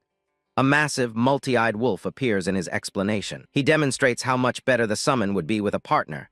Without the wolf, she won't even reach 10% of its true potential. Ajin checks her phone, looking for information on this shadow wolf. She's never heard of a summon that pairs like that before. She looks at the screen, frustrated that she can't find what she needs. Getting a B-grade summon isn't exactly easy. She continues scrolling through the marketplace, her face lit by the screen. She's starting to realize just how expensive this efficiency is going to be. She looks over at him, her voice trailing off. She asks her dear brother if he's actually serious. She holds up her phone, showing the price tag for a B-grade shadow wolf. 500 million won. She's horrified, thinking it would take her 20 years to save that much. Jinwoo just smiles and tells her to wait. He seems completely unfazed by the massive price tag. He promises her that he'll get it for her within a month. Ajin's face lights up with joy, hardly able to believe her luck. She quickly changes her tune, laughing and telling him to forget it. She jokes that he's trying too hard to act cool now that he's a gamer. Jinwoo just smirks as he gets ready to leave. He knows exactly what he's doing, even if she doesn't believe him yet. He looks back one last time and tells her not to cry when he actually hands it over to her. Ajin watches him go, looking a bit stunned. Jinwoo waves goodbye as he walks away with his summons trailing behind him. Ajin is left sitting on the bench, feeling like something is just off. Ajin is stunned to see her loser brother has become a top-tier summoner. 1 week later, the team reaches the Monday Dungeon, also known as the Lick's Tomb. A massive red portal swirls at the center of the play zone. Jinwoo stands ready with Jaya and her staff, finalizing preparations for his recorded debut. Staff hand Jinwoo a sleek black tactical vest. He's surprised to learn this is now his mandatory gear for every dungeon run moving forward. Jaya explains that their first product is information. She's certain high-quality clear footage will be a goldmine for other players. These exclusive videos will be sold at premium prices to VIP members. To Jaya, information is the most powerful currency in this new world. The high-tech vest isn't just for protection. It's a sophisticated 3D recording device. It is the key to creating their high-value data products. Equipped with 3D tech, the vest captures everything around him. Jinwoo feels like he's walking onto a movie set rather than a deadly dungeon. Though impressed by the lightweight material, Jinwoo feels a bit awkward having a dozen cameras tracking his every move. The crew signals that recording is live. The pressure hits Jinwoo, making him mutter that this is more stressful than the actual fight. Approaching the portal, Jinwoo mentions it's his first time here, so it might not be a clean run. Jaya tells him to just play. They can edit out the boring parts. Jinwoo pauses, then asks if it's okay to just break the national record right now. His eyes flash with confidence. He's aiming to make history. Jaya is shocked, wondering if the billion-won investment is putting too much pressure on him. But looking at Jinwoo, she knows he isn't joking. She tells him to relax and go at his own pace, just like his gaming days. Jinwoo gives a reassuring look, insisting he is perfectly fine. With a final nod, Jinwoo steps into the red light. The hunt officially begins, promising a performance that shatters all limits. Inside, Jinwoo recalls the national record is around 7 minutes. To him, that number is just a milestone meant to be crushed. He smiles confidently. The dark skis of the Lick's tomb don't faze him. A blitz strategy has already formed in his mind. Before him lies a desolate graveyard filled with broken swords. This chilling atmosphere is the perfect stage to showcase his power. This dungeon is famous for being the only source of rare, attack runes.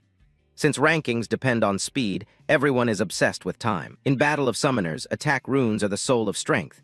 Without them, players eventually hit a wall they cannot pass. While others complain about trash defense runes, Jinwoo is aiming for the real prize, pure offensive power. This is a defense dungeon, where players usually hunker down and survive waves.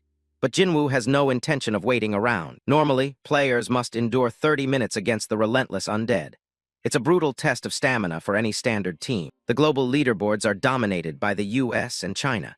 The only way into the top ranks is to ignore the fodder and kill the boss. The final boss, Evil Lick, looms over his Dark Legion. The moment he falls, the entire dungeon run is immediately cleared. Targeting the head is the strategy of the elite.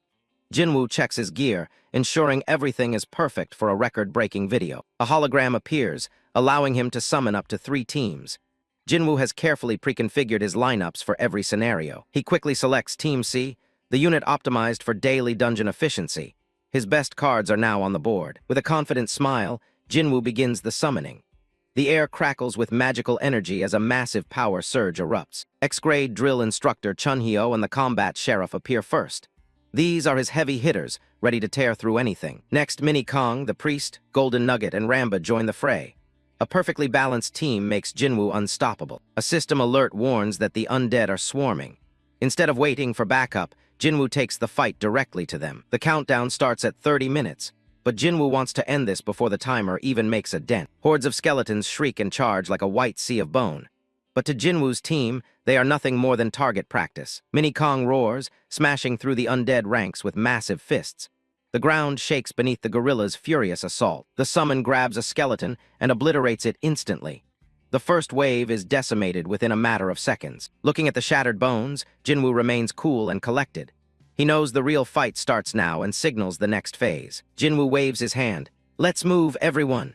The powerful squad charges into the heart of the tomb, ready for an impossibly fast clear. A massive Lick looms over the dungeon, its pink cloak billowing as an army of skeletons swarms the ground below. Baek Jinwoo checks in with his team, signaling that it's time to start the run. Hunkyo gives a silent nod, ready to move to higher ground. Jinwoo leads his summons forward, nodding how Hunkyo immediately stayed quiet once the recording started. He sprints toward the skeleton horde with about 28 minutes left on the clock. Only 2 minutes into the dungeon, and he's already deep in the action. The Priest of Radiance holds the line, while the mobs start trailing behind them. Hunkyo cuts through the front line with clinical precision. Nearby, Tialgo grabs a skeleton by the skull and completely crushes it. The massive gorilla lets out a roar, completely dominating the fodder skeletons. Hunkyo continues his relentless assault, clearing a path through the undead. Watching his summons work, Jinwoo can't help but feel satisfied with their performance. He turns his attention to the boss, knowing the next phase of the plan is critical. He calls for the combat sheriff to get into position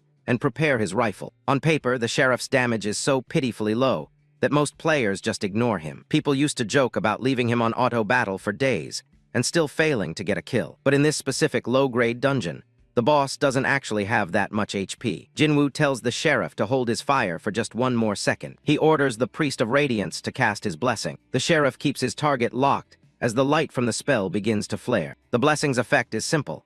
It completely strips away the Lick's dark shield and ranged immunity. With the defenses down, Jinwoo gives the signal to start the real damage. The combat sheriff peers through his scope, lining up the perfect shot. Hunkyo remains on guard, eyes glowing with intensity as the battle shifts. The swordsman leaps into the fray, slicing through any skeletons trying to interfere. Tialgo slams his fists into the ground, creating a shockwave that shatters the surrounding undead. The gorilla makes quick work of the trash mobs, keeping them away from the ranged unit. The priest continues to channel his power, maintaining the debuff on the boss. Lamba assists the priest as they keep the area illuminated. The combat sheriff finally opens fire, shells flying as he starts pelting the boss. Jinwoo watches the exchange, acknowledging that the damage per shot looks pretty sad. Each bullet only chips away a tiny bit of health, making the lick look more confused than hurt. But the sheriff doesn't stop, landing hit after hit in rapid succession. The lick starts to panic as it realizes its health is steadily dropping, despite the low individual damage. The timer hits 26 minutes,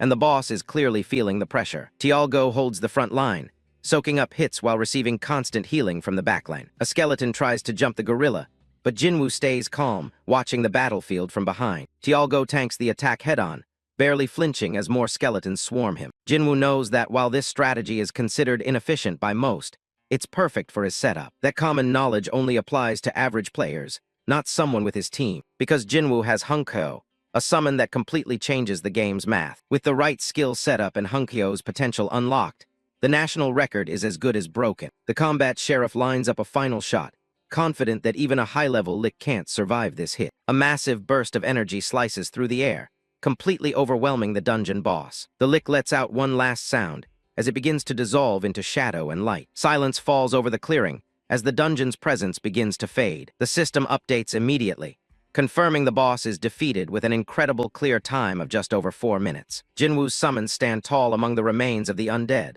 looking completely unfazed by the fight. A flood of notifications appears, announcing that a national record has been shattered and special achievements have been unlocked. Jinwoo jokingly calls it the spoon murder tactic, using a low-damage unit to bypass complex boss mechanics. Back at the office, Yu Jia and her team stare at the leaderboard, realizing the world record has shifted. Jia notes that it's only been a week since they provided him with the support summons. One of her assistants agrees, but he can't hide the total shock on his face. She wonders if Jinwoo is actually serious about coming for every single dungeon record in the country. Her assistant admits that while breaking one record is impressive, clearing the others is a different beast entirely. They look at the current rankings, where the name Kang Jin-ho has sat comfortably at the top for a long time. Jia listens silently, her mind already racing with the possibilities. Her staff member looks worried, fearing that Jinwoo might just be bluffing about his future plans. Jia brushes it off, reminding them that she used her own funds to start this venture. She reassures her team that even if things go south,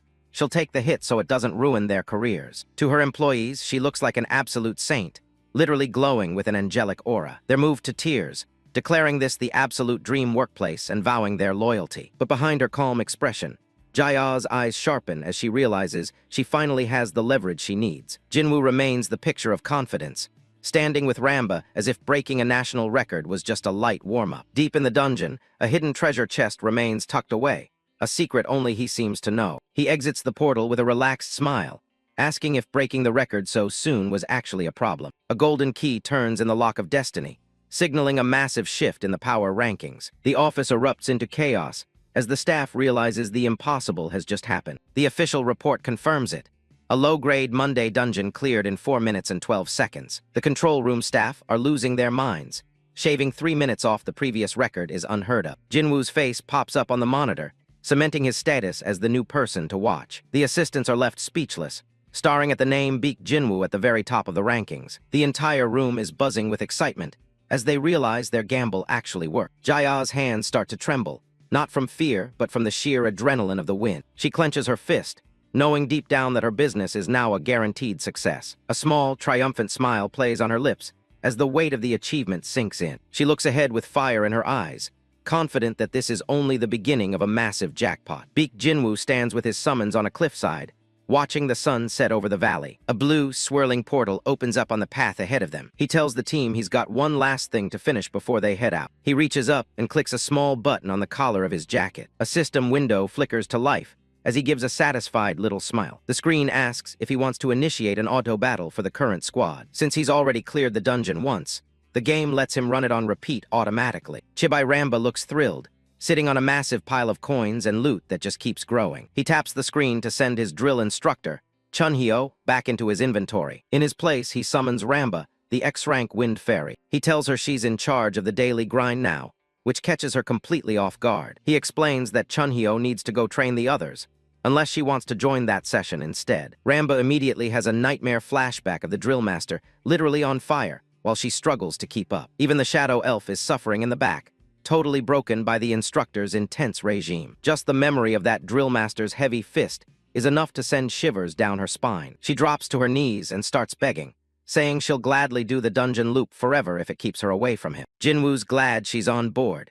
He plans to stack rewards through auto-hunting while the rest of the team levels up in training. He's pretty proud of this zero-waste routine he's built for his summons. He gives Lamba a quick wave, telling her he's counting on her before he heads out. He steps back through the rift and returns to the real world. Jaya is already there waiting, clapping for him with a big smile on her face. He hands over the black recording vest, confirming all the footage is stored safely inside. Her assistants bow in gratitude, while Jaya asks if there's anything else he needs. She promises to keep the news quiet so he doesn't have to worry about making headlines. But Jinwoo catches her off guard, saying he actually doesn't mind if the world record goes public. He has one big condition. She needs to put everything into protecting his family, since her agency is managing him exclusively. He knows they can provide much tighter security. Jaya stares at him for a moment, processing how serious he is about this request. She nods and promises to use every bit of her influence to ensure they stay safe. Inside the dungeon for Tuesday's run, the team is already hard at work. A giant-spotted Komodo summon lunges forward and gulps down a monster whole. The clear time stops at exactly 3 minutes and 10 seconds. Jinwoo smirks at the result. He only used the Komodo because he was recording, but it's still enough for a world record. He figures if he slots in some speed runes and a falcon buff, he could clear this in under a minute. He reaches down and clicks off the red light on his recording device. Tuesday's footage is in the bag, and he heads through the exit portal. Next up is the Wednesday dungeon, a place famous for its defense runes. He steps out into a literal frozen wasteland, where the snow is waist-deep. The cold is so brutal it actually debuffs his movement speed, making it hard to even walk. Shivering, he pulls up his summon list to bring out some help. A frost cat and a wind falcon materialize in the freezing air. He finishes the squad by summoning a titanium golem and a horned fairy. He brings out his heavy hitter, the X-rank Pakryang sorcerer, right alongside the titanium golem and a horned fairy. A white frost cat pops in, adding some much-needed cold resistance to the squad. Shivering in the snow, Jinwoo notes that having a summon that can handle the freezing temps is absolutely mandatory here. He looks out over the white landscape, ready to get things moving. Suddenly, a group of yetis starts leaping down from the snowy peaks. Jinwoo doesn't miss a beat and calls for the titanium golem to step up. He orders the golem to crank up its shield as the machine-like giant begins to glow. Next, he summons a wind falcon into the fray. He tells the falcon to apply a speed buff so the whole team can move through the blizzard much faster. With the buffs active, the team hitches a ride on the titanium golem's massive hand. The golem starts sprinting across the frozen valley at high speeds, but the ride is way rougher than Jinwoo expected. Both he and Pakryang sorcerer are struggling with some serious motion sickness as the golem barrels ahead. More yetis launch themselves from the cliffs, trying to intercept the giant. The golem just keeps charging through the snow, ignoring the monsters lunging from every side. Looking down at his ride, Jinwoo thinks the titanium golem is the ultimate tank, but he's not just using it for defense. He's got a much faster route in mind. The golem stomps down hard, shattering the ice under its weight. It leaps across a massive ravine, taking a shortcut that only a powerhouse like this golem could manage. As they approach the end, Jinwoo tells Pakryang to get ready for the final blow. The sorcerer looks dead serious,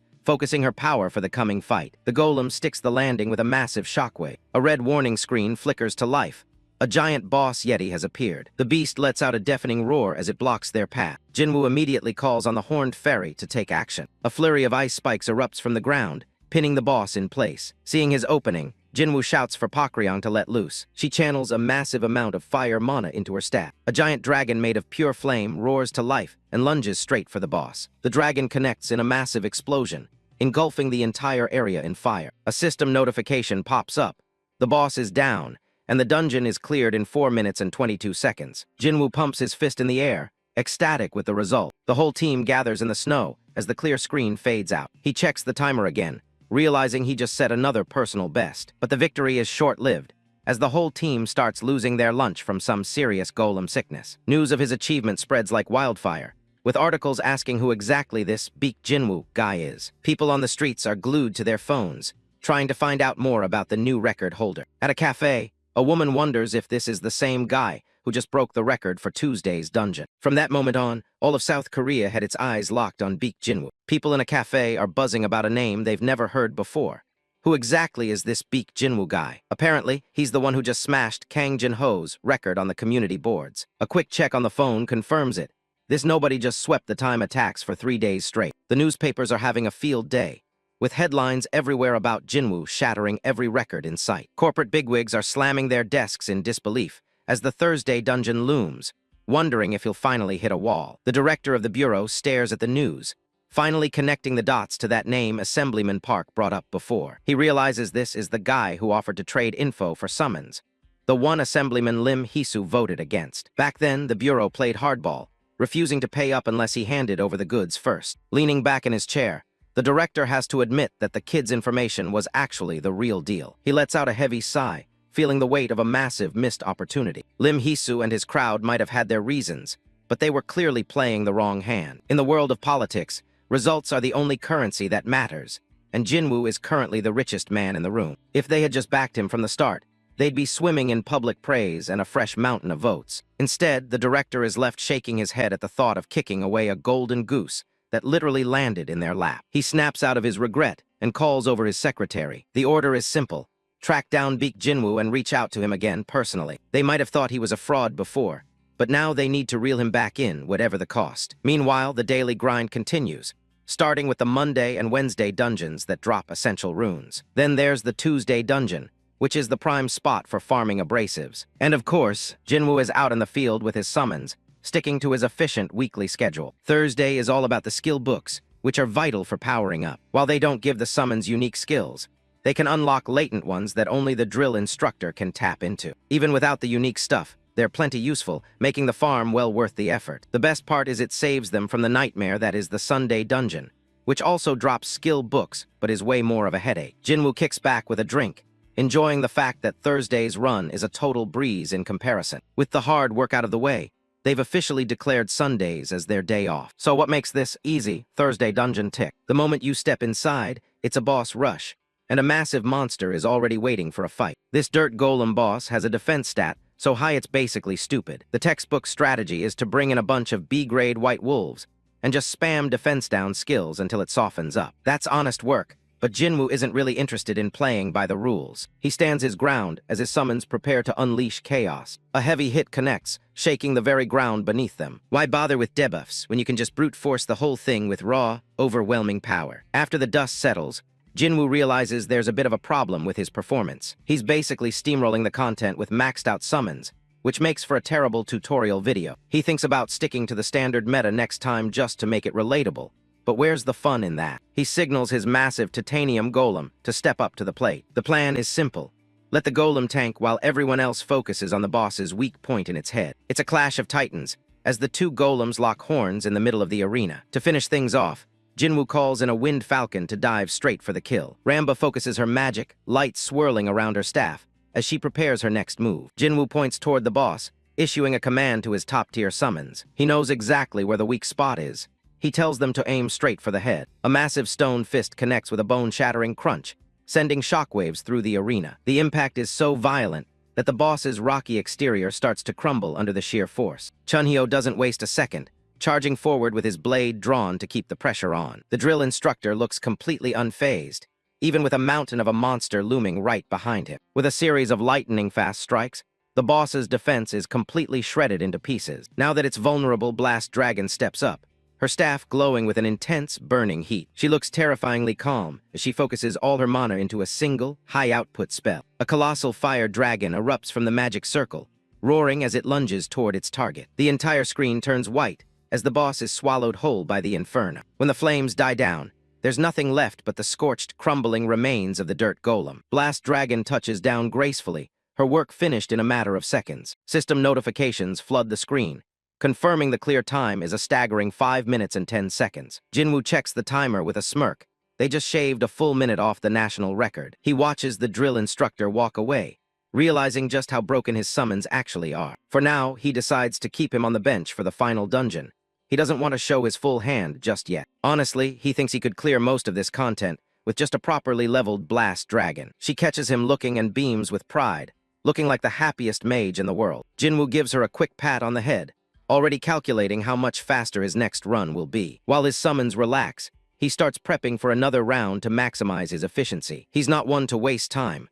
It's time to dive back in and break another record. As he steps out of the portal after his grind, he's immediately intercepted by a couple of men in suits. They approach him with professional smiles, asking if he's the famous player Baek Jinwoo. He turns to face them, curious about who's bold enough to stop him right outside a dungeon. One of the men pulls out a business card, revealing there from the headquarters director's office. Jinwoo takes a quick look at the card, his expression staying completely neutral. He asks them what they want, though in his head, he thought he was done dealing with the bureau. The agent acts like he's doing Jinwoo a huge favor, mentioning they finally reviewed his old proposal. He keeps talking about their positive review, but Jinwoo cuts him off before he can finish the pitch. With a wave of his hand and a relaxed smile, he tells them to just forget about the whole thing. He mentions he's already gone over everything with Yoo-jia, which clearly wasn't the answer they expected. The agent tries to backtrack, stressing that they're willing to review it favorably now that he's shown results. Jinwoo doesn't budge. He tells them once more to just let it go. The agents stand there in stunned silence, unable to process being rejected so dismissively. Jinwoo can't help but smirk at their sudden interest now that he's actually famous. In his mind, it's a no-brainer. Jia offered him a fair deal, while the Bureau just wants to exploit his results. He finds it almost insulting that they think he's stupid enough to fall for their corporate doublespeak. The agent starts to sweat, realizing they might have completely misread the situation. Jinwoo picks his ear, looking bored as he tells them he's already signed with another company. He waves goodbye and walks off, leaving the agents shell-shocked by the mention of Ubik. One of the junior agents looks confused, asking his senior exactly what this Ubik company is supposed to be. The senior agent is visibly shaken, realizing that Jinwoo has already partnered with Yoo-jia from the massive Disung group. Jinwoo doesn't stick around for the fallout, walking away and leaving the city skyline behind him as he heads to his next destination. Standing alone on a wide rooftop, Jinwoo prepares himself for the next step in his training. He decides that this open area should be far enough from prying eyes to test out his new flying mount. He's gearing up for the Friday dungeon, which he knows operates on completely different rules than the ones he's conquered so far. While other dungeons are all about summons doing the fighting,